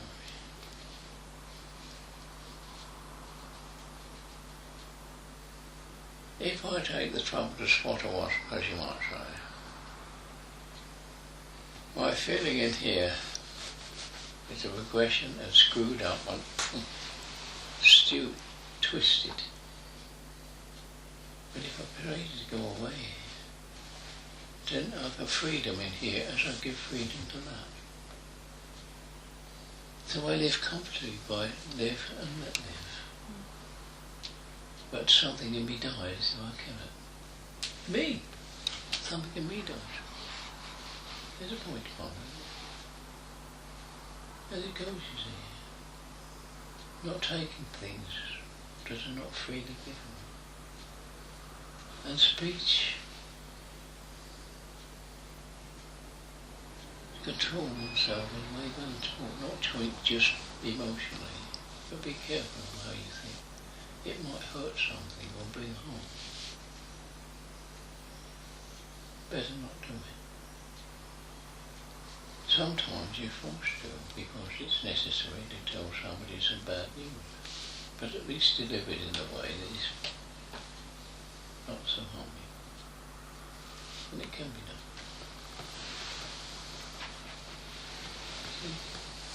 All these things be noted to be cared about. Excessive sensuality. Sensuality, not necessarily sexuality as it is normally expressed. Sensuality. This can include gluttony, as you might say. I'm sensitive. Because it's something that one feels as one's doing it. You can't be being attached to certain, looking after certain things and so on and so on. But again, but then the fifth one, this is the beauty. Drinks and drugs which would otherwise befoul the mind. How do we know when we had enough?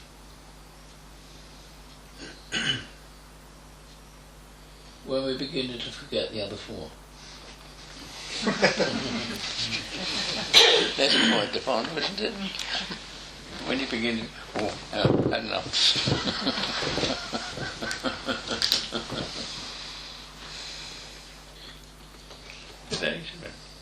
Very simple in the outside.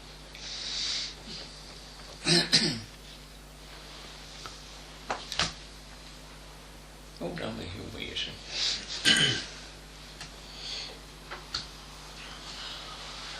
But these, generally speaking, you find a desire to this or that. This is all you've got, the desire for this. Or the desire to be free of that. Is it really not wanting it? Or just one don't want to know about it? Things one. But generally what you find is clinging, grasping, clinging. This is the key to notes. I want, grab it, take it in, possession. I don't want, now wait a minute, are we getting rid of something? What? Grabbing at this away from that. At this point. Cling to this away from that. Don't just throw that away. You find, no, I don't want to have it in here. So you're clinging to this as opposed to that. So clinging is the key, not so much the hatred. Interesting, isn't it, when you think about it? The so-called both sides of the same coin, the heads and tails, you know, but the one is stronger than the other, and it all an operative. To cling to this as away from that. This must be protected at all costs. Leave that alone. You don't necessarily have to do anything particularly about that, but just avoid it. You don't have to throw it away. To grasping at things and possessions. Now there's a point, possession. Who owns what?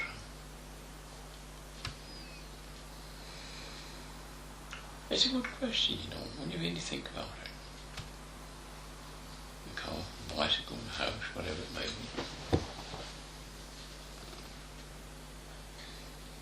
You possess it, do you? Or does it possess you? That you've got to keep servicing it and protecting it. Can't have it stolen, can't have it damaged. Protected against this, that's why you have insurance. Somebody else will pay for it. But you're paying all that. So in fact it owns you, rather you own it.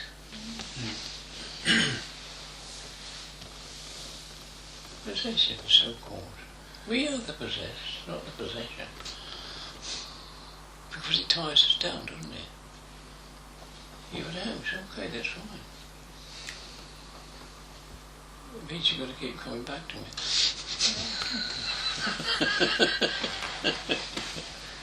So, that's what home's all about, isn't it, going home? Nothing wrong with that in particular. It's just to notice who possesses what and what really matters. Just to look in a slightly different direction. It's very interesting, you know. Very interesting indeed. It's not as we think it is at all.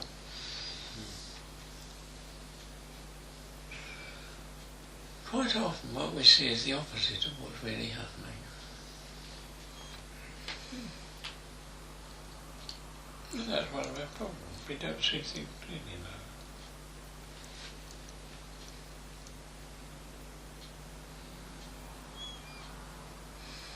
Grasping at things, it's a natural thing to do so. Nothing wrong with grasping. But if it leads to clinging, then we're really in trouble. Because we now made a prison of ourselves. But to grasp, to take hold of, examine, put it down again, leave it be. You're not fully focused up with pockets and knowing yourself down anymore. You're not carrying the luggage. But you know what's going on. Nothing wrong with that. But to make it possessing mind, now that's a different thing. Now I'm the problem. Little things wonder. Just little things. And how can I be free? By letting go. It doesn't mean that you have to go without anything. There's everything available for your use. Everything you need. But don't possess it.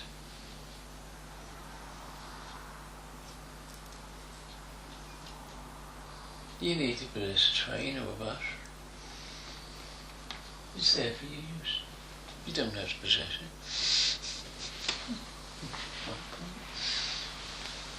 But it's very useful to have these things around. Other things are similar nature. It doesn't mean it's got to be so. No, be a bit more flexible about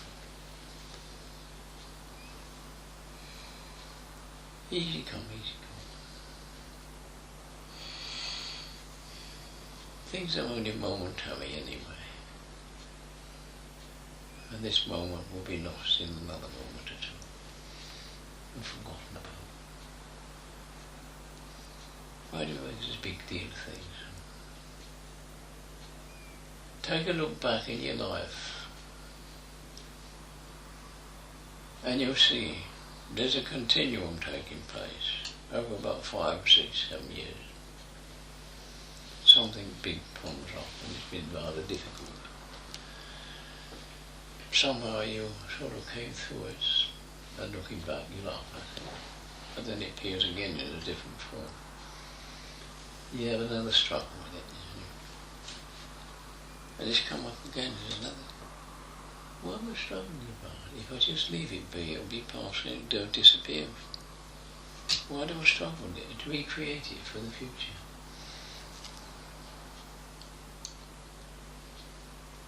You can do it when you like, you find something similar. It's not necessarily the same every time, but very similar. It's a struggle. And it's very important to overcome. And when you look back, you see, well, it was so simple, I didn't need to struggle about it anymore. Why did I struggle? You don't know. Because you didn't know what you're looking at. That's the trouble. You had to struggle to find out what it was. You never did find out, but you managed to get past it. Don't need.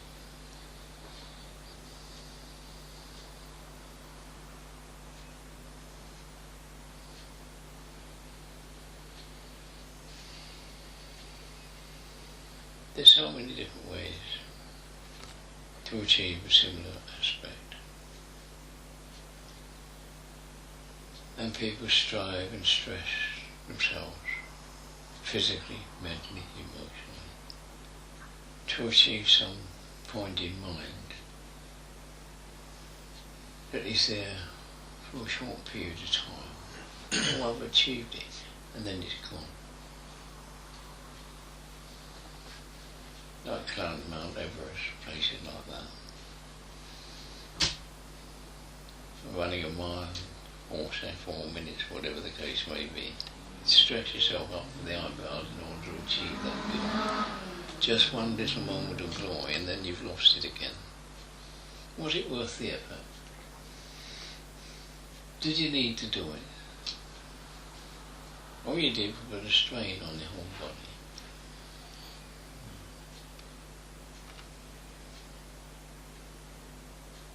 Did it make you any fitter? Not particularly. Get stress fractures and the like.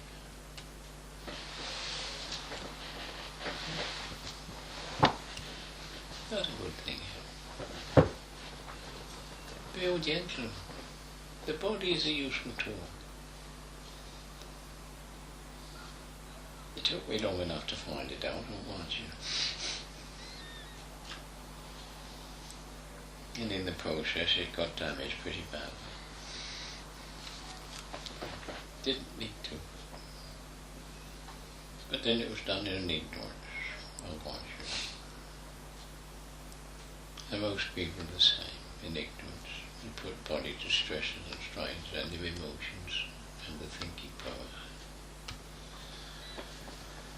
They get illnesses, they get breakdowns, all sorts, by stress. And that's encouraged to think more deeply, to move more stressfulness and more emotion into things. It's the long way.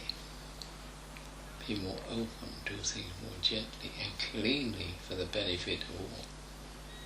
Then you find you live in that way. You are what you give, not what you get necessarily, is what you give. You become the quality of the doing. And in that, you lose yourself as a separate entity. Now there's a point.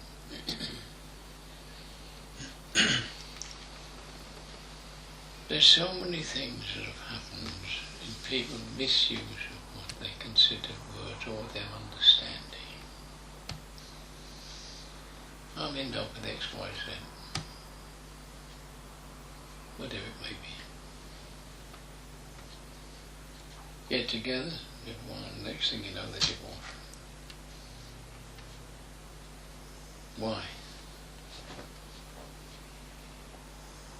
Because they made demands of the other that should never have been there. They didn't go in to give. They go in to get. Now there's a point.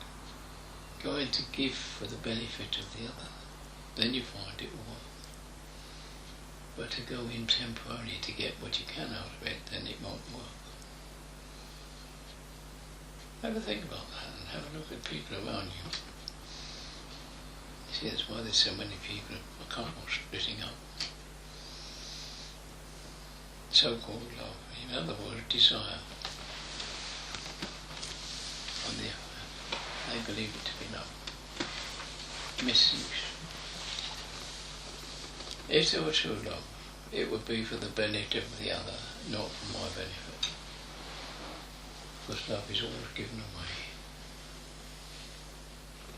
That's the point. So eventually one becomes the quality of love, so that one cannot do other than care for one. And there's a point on that. It's a universal thing, it's not a thing of mine as an individual. You merely become a conduit through which it flows. And that is where the physical body, to some degree, emanates the spirit within. Like this light gives light. Whatever quality is in here, it's spread out there. If it's irritation in here, then that will be spread out there. If it's caring, that will be spread out there. Now there's a difference. There's a big difference. Those adverse qualities, things that bring problems, are coming to this area head first. But those are the better quality which are helpful. They arise from underneath and rise upwards. At this point, how do they manage that? They touch into the basic aspect of consciousness as it arises within, which is nurturing. And these quiet aspects are always an aspect of consciousness. Quietly, gently come and live within that and rise up within. But anger and emotion, they come in from the head. Emotion arises to give energy to the concept which is held within the head. So when things meet the head, it's done with that area, so it's head down. And that's where it meets the opposition. But when it gets to quietness, it comes in from the underneath, they begin to feel good underneath, and quietly lifts things up. Different qualities come with different scope. So it's a different direction altogether, in a different dimension altogether. Deep down we're touching into other worlds, whereas this one is through the head.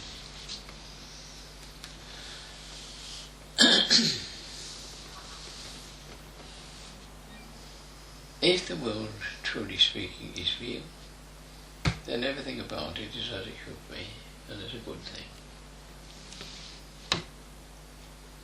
And all the rest is rubbish.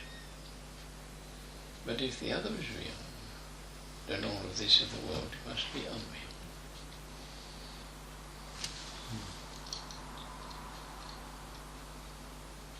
Now there's a good point.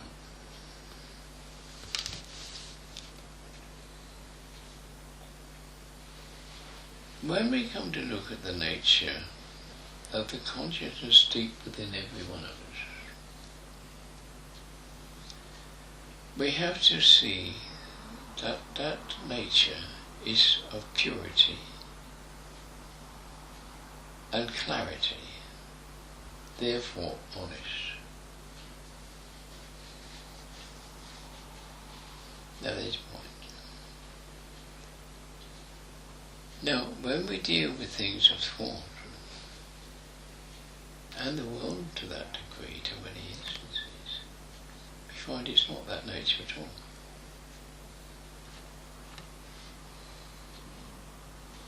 So that instinctively we know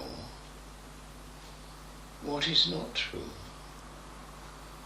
And show me something in the world that you instinctively know to be true, if you can. Your instinct will tell you it is untrue. Your thoughts will tell you it's true, but your instinct will say, no, that's not true. Because it's own nature. The nature of consciousness is to see everything as it is truly. In the same way as your eye sees everything.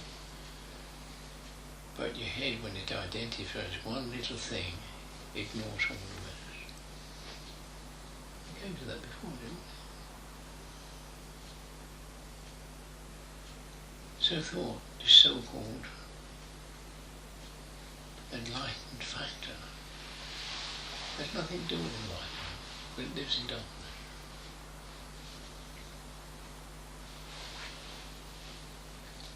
Instinct lives in clarity. We know it so many times. Instinct says do this and his says do that, and you've got it wrong. It happens to us all. But we ignore it all the time because we're so convinced that we know better. And this is the basic ignorance of mankind. Why know better? Consciousness knows completely, utterly everything that goes on. Why with my limited aspects of consciousness hasn't got a clue. The time we learned to sense feel things for what they really are. And let's face it, when we meet one another, on whatever terms they may be, it's our innermost feelings that decide whether this is one to be trusted or not. It's not a question of thinking, is it? You have a gut feeling, oh, I better not trust this, there's something wrong about this. I can accept this one, it's perfectly okay. Is that not true? It's a feeling, it's not a thought. So we live by them as well. Unknowingly. We don't even know that at the time. It's when we think about it now, we go, oh yes, that's true. Show how ignorant we are of our own living. We live in feeling, not in thinking.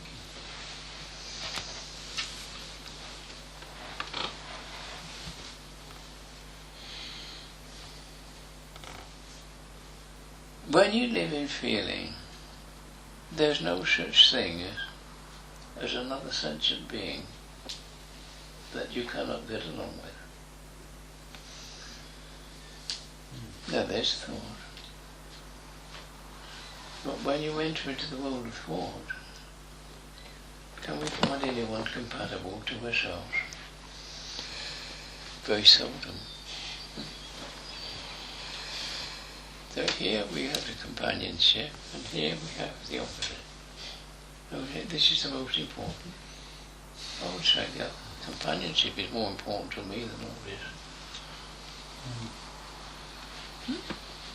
It's the simplicity of it, you see. You don't have to do anything because you get as a recognition, this is as I am. No, that's different at all. And we have so much in common, everybody, that we don't even notice.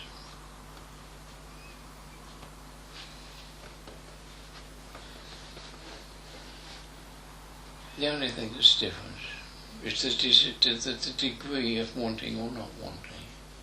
But otherwise, in every aspect, we see the same things, we hear the same things, we taste and smell the same things, we eat the same things, we drink the same things, we sleep. And we enjoy a bit of company where possible. Not so much really after all the matters, and it means everything to us. So much in common, and yet so much which is not common, because our thoughts and ideas are all different.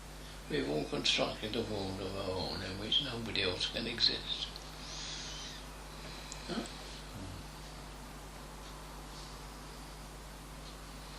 Is this what's meant in what they call Christianity? God made man in his own image. In other words, God created a world, and we create our own world. And that's why we can't get on, because it's a different one. Is that a point?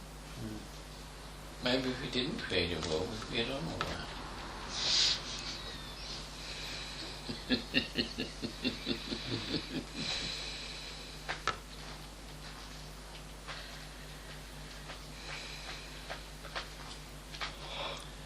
Goodness gracious. Really and truly speaking, it's only in thought and the discomfort arising after the action that will take place that we have this problem. Because when we really get down to the experiencing things in the deepest way, is that experience separate from anything else, or is it all one?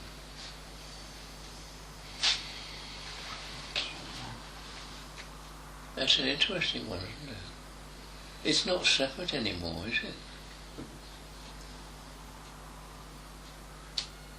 And yet this is always separate. Always got divisions, always fragmented. And always behind everything you do or think is the endeavour to be at one with everything else. And yet here you've already got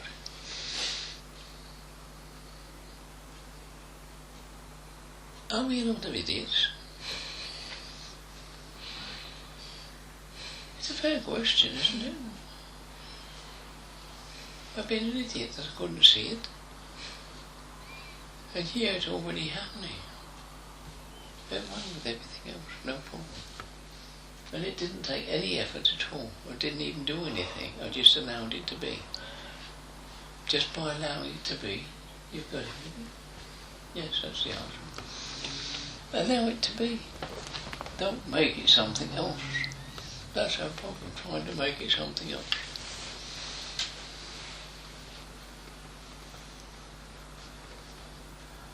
We're born into a world of one reality, and we claim it to be the reality. That's our problem. The reality is that which it never was world separate. It was part of the greater world. Never separate from it. And surprising, it still is so. In spite of ourselves, we're still part of the whole. Fortunately. And because of that, we can go for it and find it and recognise it, doesn't it? Simple.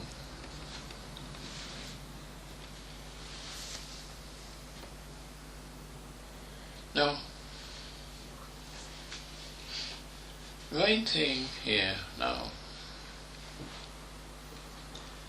this feeling, inner feeling, now that's a good thing, a good question. Now, is it an inner feeling, or is it out there as well as in here?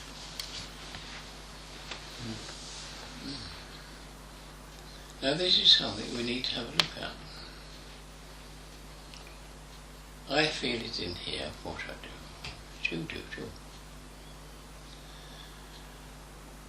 But if I just experience in feeling this very subtle feeling,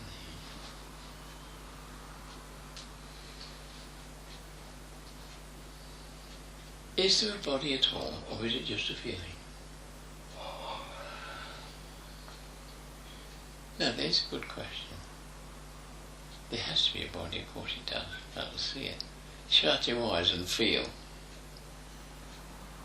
that quiet, gentle feel of togetherness, just feeling of being at home with everything. Does it exist within the body, or is it outside, or is it both? Is there a body, or is it just a feeling?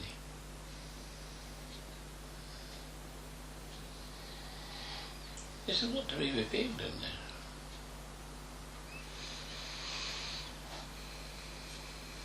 Try it, see? Don't be afraid of it.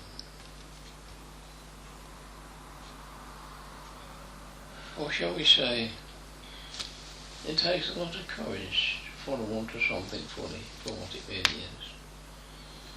Because we're not aware where we're going to get to. Be brave and try it. It takes a bit of courage to do that. Just feel. It's as though the body becomes transparent, and that feeling is not just here, but it's all around as well.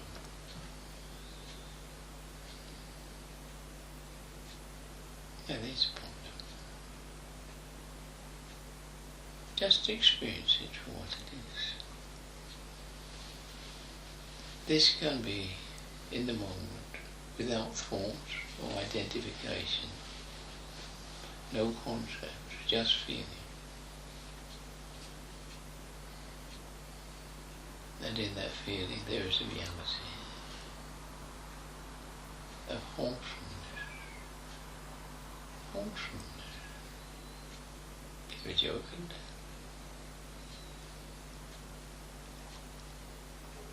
it's not one that's fragmented in any way. And so most of these inner feelings are of that nature. And since we can all experience them, and particularly at the same time, whose are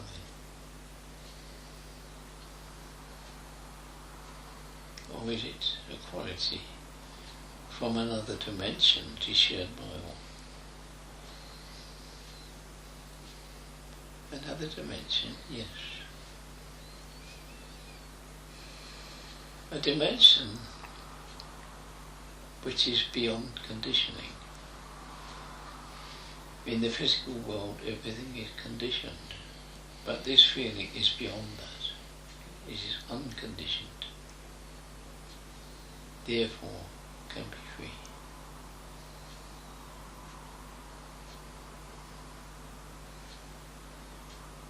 Now this is touching into the consciousness in other realms.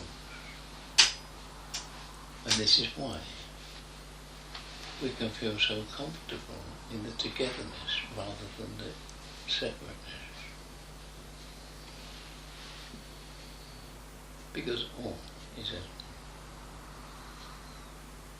It doesn't deal with physicality. It deals with the tangibility of feeling alone. Quietly, gently, which is the true nature of consciousness. Of well-being, for the wholeness of all.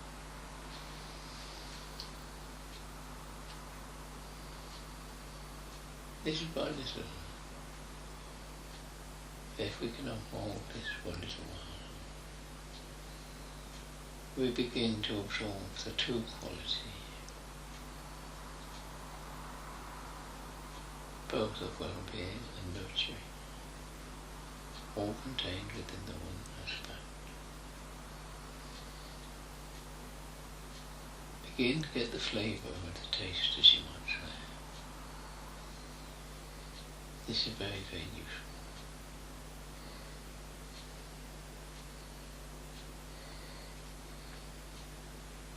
Because this can enter into the higher realms of consciousness, not the lower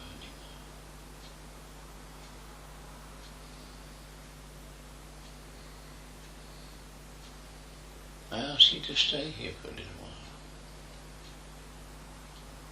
Just to feel, gently feel that all in the sense of wholeness rather than separateness.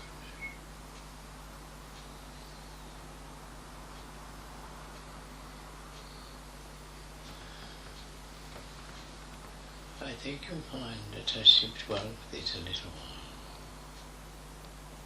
you'll be feeling much more at home within yourself. That deep down within myself, I'm content to be.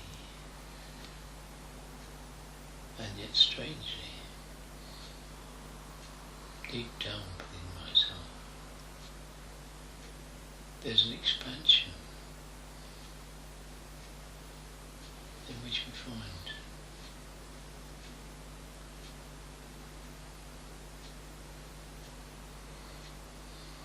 the potential for all things is there.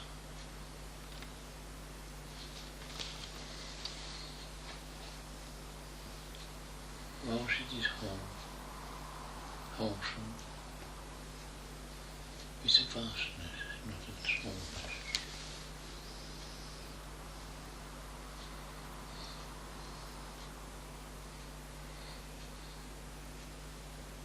It's not stillness completely, because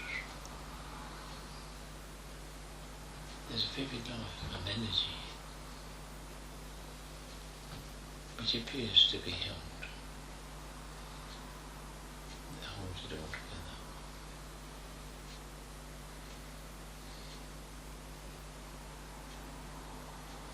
The sense of being.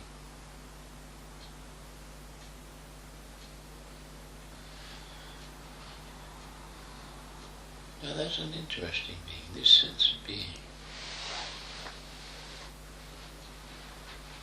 It does not have duality anymore, but completeness.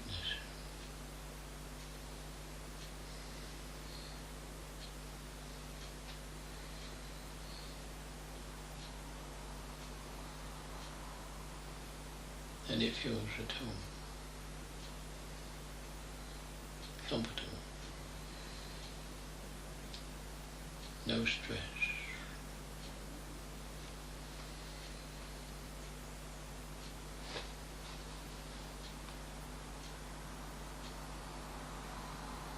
You may well feel sensations of a nature of which you're not familiar. Let them happen.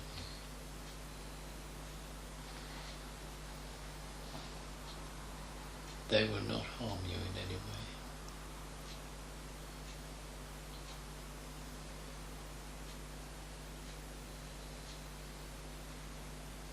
But just notice the delicate change in the quality of feeling. Remember,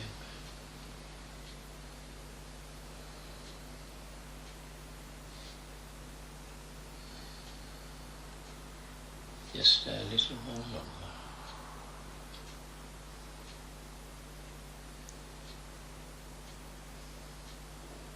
And I will bring you back.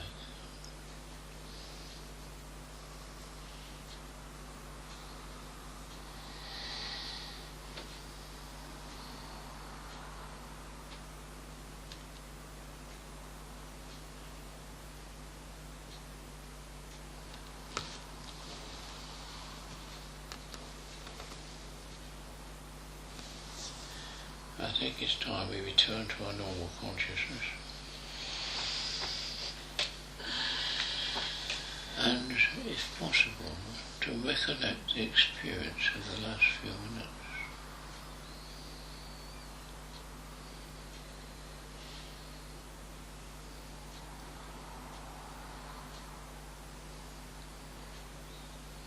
Again, if it is possible, then please comment. What happened? Where did you go? Did you experience anything unusual?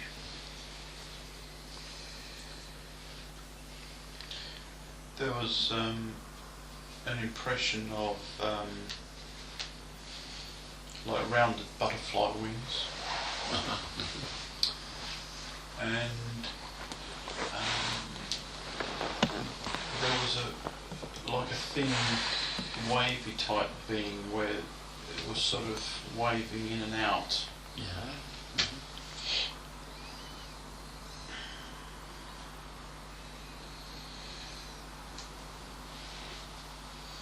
And completely different to that, there was an impression of a horseman with a bright yellow shield. Yeah, very nice. Very nice. Yeah. All makes sense to some degree. Anybody else? Anything? I felt like some of these things are difficult to explain, but at least acknowledge you have experienced something of that nature. I felt like I was in a sort of a desert for a while, a big sort of orange void. It was a bit, but not a kind of. I didn't feel alone in it. It felt kind of really, kind of great. A sort of spreading out, as you might say. Yeah, I sort of felt like it was endless. Yeah. Really bright as well. Orange, you say, yeah. Bright orange. That's in colour, bright orange, yeah, that makes it. As you might say, an illuminated colour within itself, and not one that had a light shining on it. No. Yeah, that's fine. Makes sense, it does, yes. Anything else?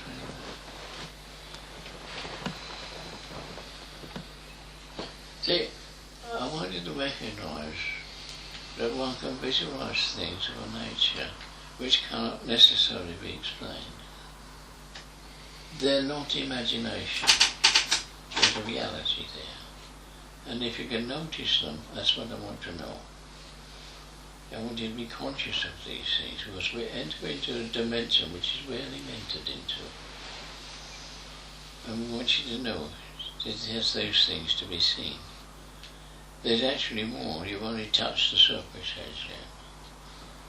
But it goes deeper and deeper into more aspects of these things, and hopefully you'll be able to explain some of them as and when we get there. But it's all part and parcel of joining up the different spheres of existence that we can experience here now. They're totally different to the world altogether, but they're not separate altogether. As you might say, all these spheres operate within one another. That's why there's access to them all. They're not separate. And I want you to understand that to some degree. So it's a very necessary factor that somehow or another we begin to take contact. Just got one comment over there. Yeah. I felt like an absorption. You know, like an absorption happening. Well, that's a good thing, yes. Where there was just. Did you recognise what was being absorbed? So, like a cotton wool feeling, like a. Well, that'll do. Yes, that'll like do. A density. Yeah. That seemed to rise as well. Yeah. That's good. It was comfortable then, wasn't it? Yeah, absolutely. Yeah. Like my body was not really. Some there and some just part of the absorption. Yes, that's right. Yeah. That's great. Lovely. That's lovely. So there's a good looseness that allows things in. Yeah. And it's not rejecting them. That's great. Really great. Lovely. Really good. I like that. You see, we're trying to bring these worlds together so that we can live them all. Only then could you get freedom from this one little bit, which isn't the be all and end all after all. So on this basis, I'm going to call it a break. Thank you, Russell. Thank you, Russell. Okay. Goodness gracious me.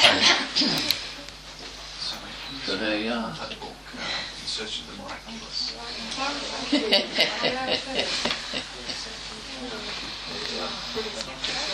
Goodness gracious me. Right.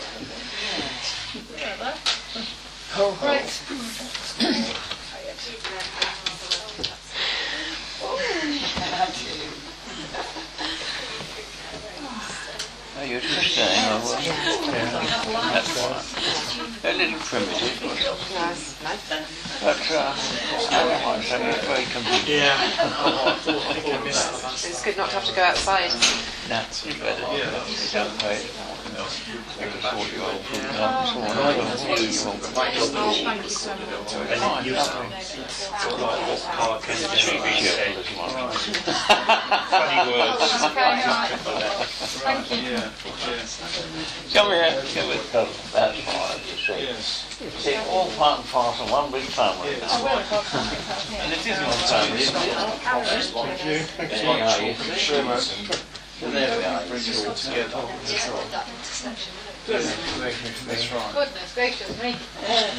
This, Push you over, don't I? Don't quite do it, some of them.